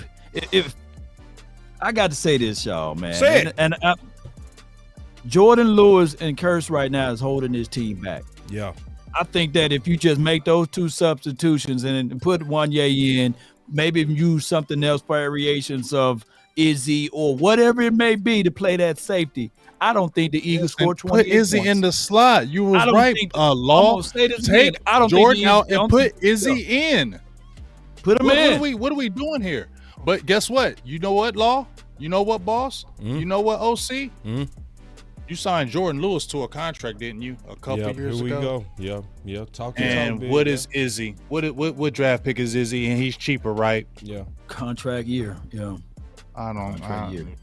And trust me, y'all. I know. Maybe that's why Rico's not getting carries, because Tony Pollard's making $10 million freaking dollars, man.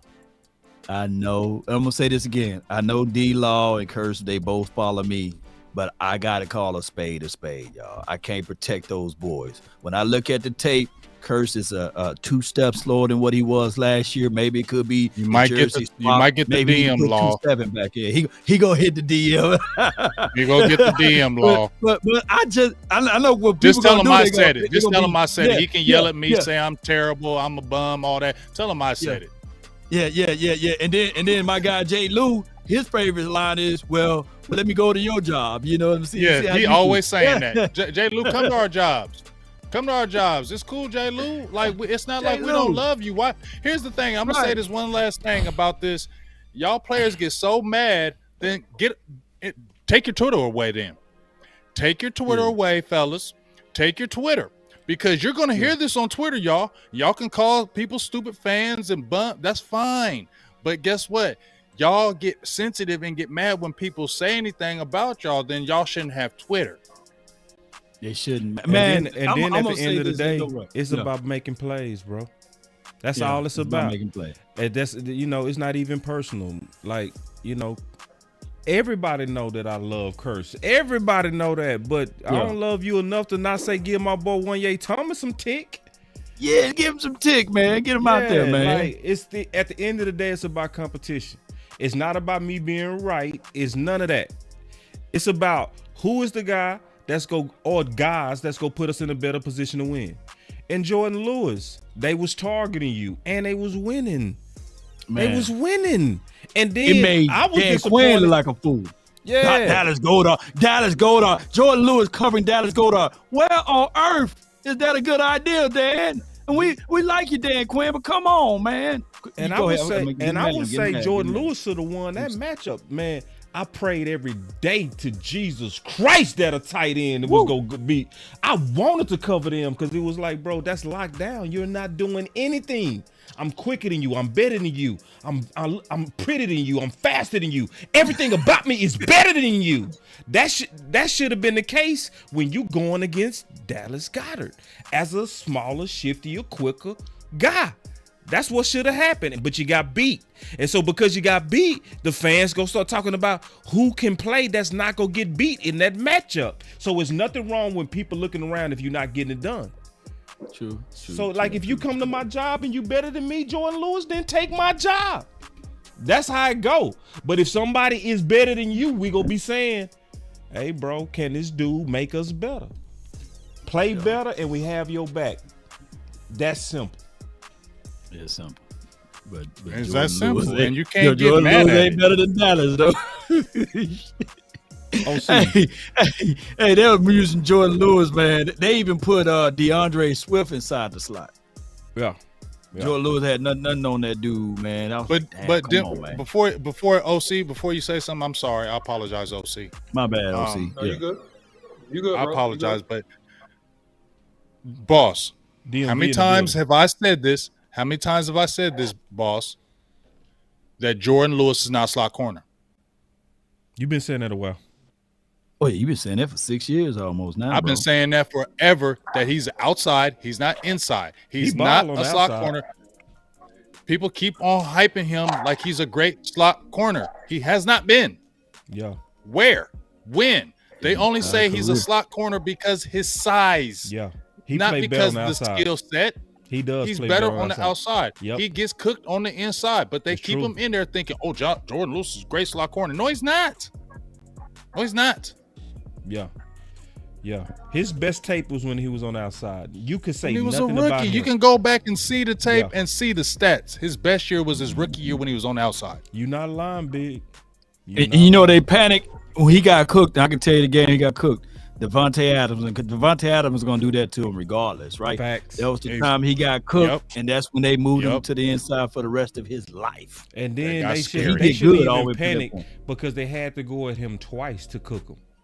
Yeah, exactly. And that game, he had the most pass defenses his whole season. That was his best game. They targeted him damn near that whole drive. He had 3 pass defenses on that drive. Yeah, he balled out to me. That game, even though the game-winning catch was on him, I never blamed him for that loss. Never. Yeah. And then you can count on Jordan Lewis in those Detroit games because he always played big. Like this year, we played Detroit, right? Put Jordan Lewis out there. He go crazy. I'm right here to the man. That is true, Jordan though. Lewis play crazy that is true. Detroit. Yeah. That's true. That's true. He must be. He's from that area, is he? He played good. He up there. He played good against that. He reps the hard too. Yeah. See, Lou, we put a little bow tie on it though. But hey, we still need to bench him, man. He gonna be on Twitter tomorrow. Man, F them on the final word. Them dudes, man. Well, F up then. That's cool. Hey, you know what I'm gonna be playing when you he ain't say the first that, to tell me. You ain't the first to tell me F you. I ain't mad. You know what I'm gonna be playing when he say that? Nobody does it better. Shout out to you, J. Lou, man. Put Appreciate some glasses you, on, boss. You already know. All right, so we gonna get into our final words. Unless y'all had something else. Did y'all have something? I ain't got nothing Oh, else. supers, man. Oh, My that's right, bad, supers. though. You know, no, my bad. Yeah, get I y'all know that, supers because y'all rich. Y'all rich, Nitch. I got ain't two. broke no more. I got two. Supers. Let me knock mine out first, Law. Okay. Well, Law be working at technology. Look at Law Law. be having Man, 100 man. of them boat jokers, man. Oh, you go first, though, right? He said, I have to give the OC his flowers. He was right about Steele. 12-4 against the Eagles. You should see a better Steele. I agree. Mm-hmm. Salute. And then Spock said, Big going to go off on Dak missing the pass. I already know. Dak cost us the game. Book it. And you was right. Hey, You was right. hey, Spock. He came on my page. I was going. Here's the thing. Before you give your super chats, Law, he came on my page first and gave the $5 because he said that. He's like, we get it. Dak lost the game. See, that ain't right because I never said he lost the game. I said you have to finish the game. And that is an accurate statement. And what I said at the end of the game was no blame on Dak. But if you're a great quarterback, you got to make all the plays at the end of the game. You can get mad at me. You can say I'm hating, but it's the truth what I told you. It was no lie. Brenda, who's a good supporter of the channel and everywhere, she always sharing and caring. She says, in my David Chappelle voice, got any more of them right tackles? We good. We are good, Brandy. Real talk. Can Chuma play right tackle though? Hey, Brandy's funny though. Brandy be having some good jokes. Brandy, my girl. Brandy be having some good jokes. Hey, OC, how did Tyron Smith look this week? Tyron Smith looked Smith great. look? He looked like he turned back the clocks of time. He played a really great game. Really, And then he'll be out next he did week. great. And then he'll be out next week. Hold on, Big. That's too much of a dog. I'm Hold sorry. on. I got to be a super chat. I got a super ahead, chat. go He said, ahead. salute to Boss Capital, man. Great conversation, guys, man. Appreciate the super chat, bro. Yes, indeed. AJ says, and thank you for the $5 super chat. He says, I was screaming Cooks about to cook at training camp. He signed my helmet for me because of it, but they not letting him cook. Come on, man. AJ, man, we're gonna try to get Cooks about to cook slogan going, bro. Yeah, Dirty Cook. Sanchez, man, appreciate you, man, so much for your He's funny too. super chat. He says, man, they picked up y'all got to put Martavis Brian. You can't just say Martavis. Got to stretch out Martavis Brian to run around on the field for show us just so they can have Tony Pollard to run it up the gut. So what he's saying is basically they picked up Martavis to run around with his speed. He's a 4-4 guy, Big Gabe James. I saw him in the USFL, XFL, and the Canadian League, whatever he was at. He was running though. You know what I'm saying? He's been running. And his numbers were real basic. So those are all of the super chats, man. I appreciate y'all, man. Appreciate y'all. And so final word Hundreds. time. Hundreds. Final word time. I'm going to kick it off. You know, we said last week when Lord Brunson was here and Joe Castro that it was a measuring stick game versus Philly. And what I'm coming out with and what I don't like to see right now is it looks like we're not self-correcting fast enough, just being honest. Big was right. Discipline issues on both sides, offense and defense. And we tend to have that happen in big games. What's up, DMV? DMV in the building. OG DMV.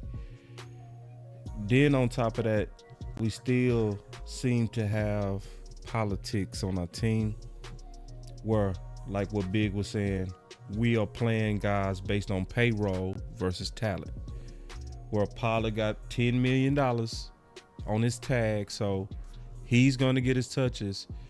And then when Rico is asked about, I'm happy with where we are. So it's not hopeless, though. I'm not going to go that far and say it's hopeless, but it does give the feeling that we've seen this before. You know, this is where we're not any longer cheering for 13 and 3s. We're no longer, we shouldn't be cheering for just good seasons and making the playoffs. We need to see from the Dallas Cowboys true championship efforts. From the front office to the coaches to the players. So, how do we measure up right now? We're not that team. Because we gonna really have to be that team because it's showing we likely gonna have to go on the road in the playoffs, and we likely gonna also have to go against refs. You cannot beat teams undisciplined and go against the refs and make all the plays in the world at the same time. It's just not gonna happen. So that my final word is, man, I'm with you, Big. I'm with that dog. I'm with all of that because we need to keep the pressure up because our team is not it yet. It's just what it is. And then he said, release the Archer, downhill dog. Free one yay. You can't free one yay. Free one. I like that free one yay. We gonna keep that. That is actually the one. Free one yay. Free one yay. And then we need let cooks cook. Let cooks cook and free one yay. That's the hashtag. That's my final word. Mm-hmm. No doubt. Yeah, man. I think that the Cowboys are in a very interesting position going into almost the backstretch of the season. The Cowboys are going to have to win some consecutive games here to have a shot to get into this wild card. The Cowboys cannot have any more slip-ups in these NFC East games or NFC games in particular. So I think the Cowboys are a good team, but the Cowboys have to begin to make the transition from good to great. Yeah. And they're going to have to clean up the details, right? And I think that, you know, in my opinion, man, I mean, it comes down to, hey, desire, right? If you want to be a great team, you're going to have to play with a little bit more desire. And that's everybody. Just outside of Dak Prescott, who's playing with tremendous desire the last couple of weeks, you need more desire. Now, that's on the player part, okay? Now, also, you're going to need decision-making, and that's on the coach's part. You need decision-making. You need personnel adjustments. You need to understand if a player is aging before your eyes and be able to get a younger guy some reps that can come in and actually help you. And, you know, if you do those things, it really puts you in a good position because talent has never really been the issue with the Dallas Cowboys, but the decision-making, the desire, and what I said at first, the details. That's going to be the key to the Cowboys' success, man. Let's jump on top of these Giants, man, and blow these boys out. That's exactly what should happen in this game, and that's my final word. Yeah, man. Totally right what you're saying, OC, boss. Y'all just totally right. You know what the key is that I was listening a lot what you were saying, OC. You know, we're a good team. We ain't no great team. And the key, you know, just frustrates me when I hear you say we ain't never lacking talent. We don't lack talent. That's the frustrating part with me with this crap year in and year out. Facts. Is that we're not a 1-5, 1-15s, 1-16 team. We're not a 3-13 team. We're not the bottom of the barrel team. Every year we're right there. Talent, we can bang with anybody. But it's always the same old thing. And I know y'all Cowboys people be tired of hearing me complaining, but I don't care because I'm tired of this. I jump out there and stick out my chest for the Kool-Aid and all this stuff because I'm feeling like this is going to be a special defense. It's not a special defense. You got to look. This is not a special defense. Dan Quinn, we're wondering what you're doing. It's not. This is not a great team. And if y'all still do the same things that you do, I'm not going to be impressed that you beat the Giants. I'm not going to be impressed you beat the Carolina Panthers. I'm not going to be impressed you beat the Washington Commanders. I'm not going to be impressed you beat the Seattle Seahawks. Beat the Eagles. Beat the Bills. Beat the Dolphins. Beat the Detroit Lions. Beat all those teams. Then I'll start thinking, maybe.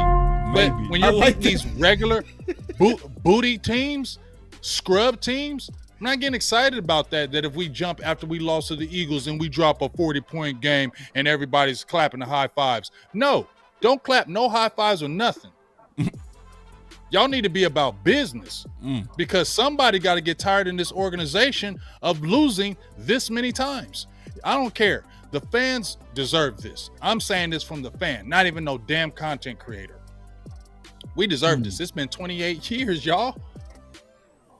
And you got all these other meager teams coming out of nowhere. The damn Cincinnati Bengals. These teams are all leapfrogging us, getting there, and we're still in the same cycle. It's wash, rinse, wash. It's the same cycle here in Dallas. And I don't know when it's ever going to change. I'm sorry. And that's my final word. Before you go, Law. Your boy got 5. Yeah, I got to hit that. Hold on. I got to hit that button on this. Hey, I love being a Cowboy. Big game, James. Game changer. Hey, let's have some fun. Let's have a good time, man. Let's kick it. That boy Big said that with his heart. Y'all better peep game. This ain't no game to him. He meant that. Y'all boys think he playing. He dead serious. And I appreciate that, Big. And I want to say this as a content creator. It's not easy, bro. When you speak honest like that, people think he being negative. This ain't negative, bro. This is accountability. This is what you're supposed to do. This is real fandom. Some people think fandom is only go Cowboys. Yeah, hey, yeah. I support you regardless. You can spit on my mama. I'm still no. You can't spit on my mama, dog. Right. You can't do anything. You got to still earn my support. You still do. I'm married to you, but you still got work to do, baby. Or I would divorce you. You know what I mean? So anyway, I want to say something real quick, Law, before you go. Go ahead. Y'all burn us on them likes, man. My boy, Tyrone Church said, hit that like button, you Stephen Jones people. Like, what's going on here? Shame. Yeah, because they don't want to hear. I'm just keep it real. People don't want to hear. They just want to hear, in my opinion, want to hear all the great things and always want to be positive. I'm not going to do that. And that's why I said, y'all don't got to like my stuff. I don't care. You don't got to like it. You don't have to. You don't got to. You can go to the other feeds and I don't want to hear Big Game. He always comes. That's fine. You keep on believing that fake stuff, though. You keep on getting let up. You keep on getting on this. They love bringing us up, right? Every time they start seeing us waver, shut up signing. Or let's do this right to reel them back in. We keep falling for the cheese. We keep falling for the cheese. But it's the same damn thing. And I'm going to believe that until I see changes. Sorry, y'all went out and got these players and Brandon Cooks ain't getting the ball. You went out and got these players. You're doing the same damn things. You still got discipline problems. The front office still playing money ball. Where has the hell this stuff changed? I'm not falling for the cheese. Y'all can. I will never. And so if y'all want to call me the negative Cowboy fan, then I'm going to buy a damn shirt that says negative Cowboy fan. Hey, it might sell off the racks, man. Is that me right here? That's you. That's still on there. Okay, I don't know why I'm sharing. I'm sharing your chat line. What's going on? What's going on? Here it is. I'm back, baby. All right, so salute to everybody, man. I appreciate everybody for tuning in. Hey, just like there's night, there's day. And Big Game James, he may look at it from that aspect of it, but I'm going to try to find the positive things. I appreciate the sunlight, Lord. That's why I love you, dog. He brings the sunlight because I'll damn sure bring darkness. Hell yeah. You need both. Yes, indeed. You need both, man. And we may not be that great team for right now, but I remember when the Buccaneers won the Super Bowl a couple of years back. They wasn't the greatest team out there. They started off that season rocky, and they finished, I believe, 11-5. I'm not saying that we are that particular team, but I just want to get to the tournament, and hopefully we can change some things around. We witnessed 2007. The Cowboys was the best team in the NFC, but what happened? A good team came in and whooped our ass. So we got to be able to make sure that when we get into these games in the later parts of the season, we correct those issues. We figure out ways to get things going. Mike McCarthy, hey, the reporter said, yeah, we know this is not fantasy. We need to target this dude, Brandon Cooks, a little bit more. We are finally seeing this offense being opened up in the last 2 games, or literally the last 3 games since that butt whooping that we got against the 49ers. And then the 49ers lost 3 games in a row. And no one can guarantee that they're going to even beat Jacksonville, by the way. So, hey, we may be in a good groove this weekend if we just take care of business. We're not going to overlook the Giants, but we're going to make sure that the Giants are going to pay for what we just seen last week against the Eagles. They're going to be the guys that we're going to showcase, hey, we might have lost to the Eagles, but if we were to do a few things right and play some poised football, we could have won that game. And I know coulda, woulda, shoulda is not a good feeling, Big Game James. But I said this before, and everybody that listening, we don't win the Super Bowl in week 9. We definitely don't win the Super Bowl in week 5. We don't win the Super Bowl in week 3. But we for damn sure can get ourselves to the Super Bowl if we correct these little small issues now. Right. And when we get into the playoff, hey, if we can find a way to get a home game, we are doing some things that we didn't do in 30 years, ladies and gentlemen. Last year when they read out that, hey, the Cowboys on 11-game home game winning spree, and the last time they did that was in 1992. That's when starter jackets was hot right then, you know? So, hey, let's figure out a way to get that starter jacket stuff going again. Let's figure out a way that even coming off of a loss, ladies and gentlemen, the Cowboys on a 10-game winning spree. So if we can just pull and hold on tight to the positive side of it, PVO, Big Game James, hey, man, this too shall pass, man. So hopefully, man, if we continue to voice our opinions, all voices do matter. It does. Maybe the micro aggressions will change. Maybe we will see Jordan Lewis on the sideline instead of on the starting line. Maybe we will see J-Rock play up to the level that he's supposed to play or on the bench. You know, maybe, just maybe, they will finally listen to us and put Michael Gallup on the sideline himself, because every game, if y'all pay attention, he's getting less and less targets. He ain't lying. And now, if this is not wake-up call by signing Martavis Bryant, then I don't know what else, man, because they love their guys. We know he got $60 million, man, that they paid Michael Gallup. $60 million. Who you think he is, Chelsea Clinton? You know, so, hey, so we're going to have to figure out Michael a Gallup way, gonna man. get you law. Yeah, I know MG. Hey, they be like, Law be nice to these players, man. I be getting beat up in the comment boxes. I remember when Gallup came for you. I appreciate you though, dog. Hey, I appreciate it's a price you. of We appreciate you, independence. Gallup. It's a price for this independence, man. It's a price for it. Yeah, it's the price. That's all Yes, right. indeed. I'll be the sacrificial lamb for y'all. Be that, because I will be the here's one sacrificial lamb thing for I y'all. know for sure. I'll take the bullets for y'all. Here's one thing I can say for sure. Me and Boss this year, they know for sure when they see us at these training camps and everything that we keep the same energy, because the way Boss talked about Dak and the way I talked about Dak, we said it even to his brother. You know what I'm saying? Sure did. And his brother's not, look, a lot of people, yes, his brother go back and forth on the X app or the Twitter app with fans, but he hold his brother accountable. And when he say stuff, he listen. Yeah, right. So Tad, I know you following us, man. Hey, we say things out of love about Dak Prescott, but what you said, Big Game James, is the same thing, I promise you, that Tad done said to Dak Prescott. Come on, man, you got to get your feet in. Hey, you are known by the greatness that you do, not by the incompleteness that you do. And hey, it took John Elway until he had yellow teeth, and he sacrificed his body to jump into that end zone for that touchdown in the Super Bowl. If he didn't make it then, hey, people would still be talking about the brother that beat him against Washington when they went to that Super Bowl. But he had to make the ultimate sacrifice at the age of 37 and 38. So come on, if he can get the criticism with the yellow teeth John Elway, then bald-headed Dak Prescott can get the same criticism when he mess up at the end. That's my thoughts. That's my final word. Continue to elevate Cowboy Nation. Let's be victorious this weekend. DC for life. Let's go. Let's get it, baby. Man, Come I was on. going to hit that button. Boy, I was just going to hit that button, but somebody said, I guess BJG changing teams in a minute. What happened? You sound goofy as hell. Let me take this, big dog. Hell Take no, it, Big please. Game ain't changing no T. No, Hold on, real I quick. wouldn't let Big. Let me just address this before we get up out of here. You got it. You got it. You got it, big dog. We all got to learn how to really appreciate people that's telling you the real issues with this team. That's how I'm gonna address that.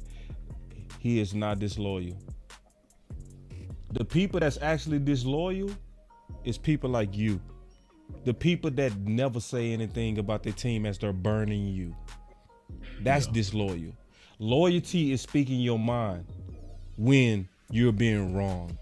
And we're being wronged in certain areas. There are certain areas that we not being wronged. But when you wronged, speak up. That's what real loyalty. And Big ain't going nowhere. He gonna be right here just like you.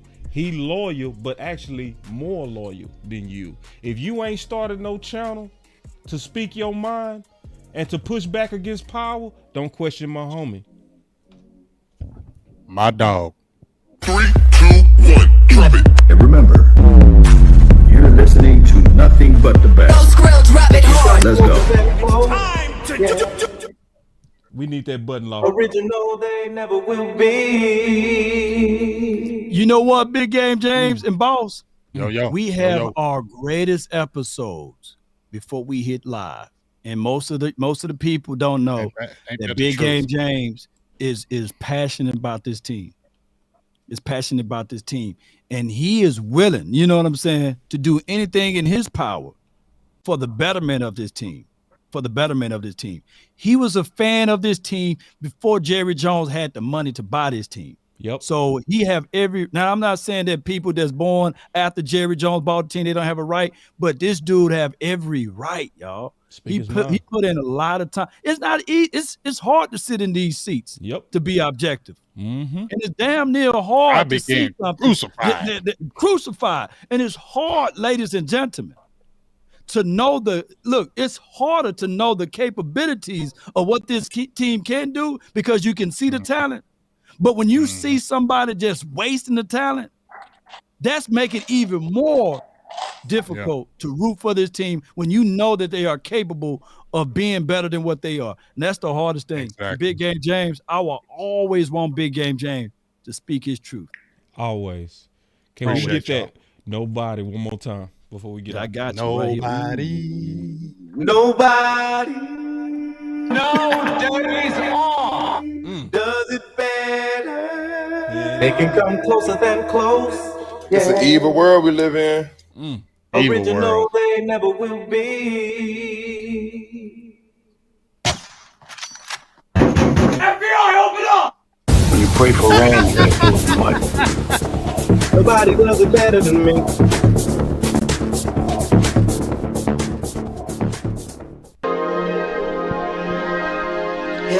Hey, that's Joe. I just wanna run it up. Yeah. Can we check or something? I've been really in the field. Appreciate you, Joe. Yes, sir. R.I.P. to Nate Dogg, man. I've been really in the field. Hey, the dopest part was Joe coming in. Yeah. That was dope, bro. Hey, Law, make sure you reach out to Joe, man. What happened, Joe? No, just how he came in with that information about Turpin, bro. Oh yeah. Salute to him, man. Yeah, that was epic. Cut that one up and send it over to him. That was epic, y'all. I don't know that how was dope. epic. I don't know how And to epic come y'all in know the way that he was. did. Yeah, Perfect. He came in because he Perfect. was watching the film, bro. He was watching us watch the film. Perfect. So Perfect. That's a perfect. that was perfect, Perfect. and it was perfectly lined up with what he was saying. Yes, indeed. Good show, fellas, as always. Great show. Our reach is real. Great show. You know. No, it's real. AT&T don't got nothing on this. We reach out and touch. Hell no. We definitely reach out and touch some. Ooh, damn, you good, Law. That boy Law is good.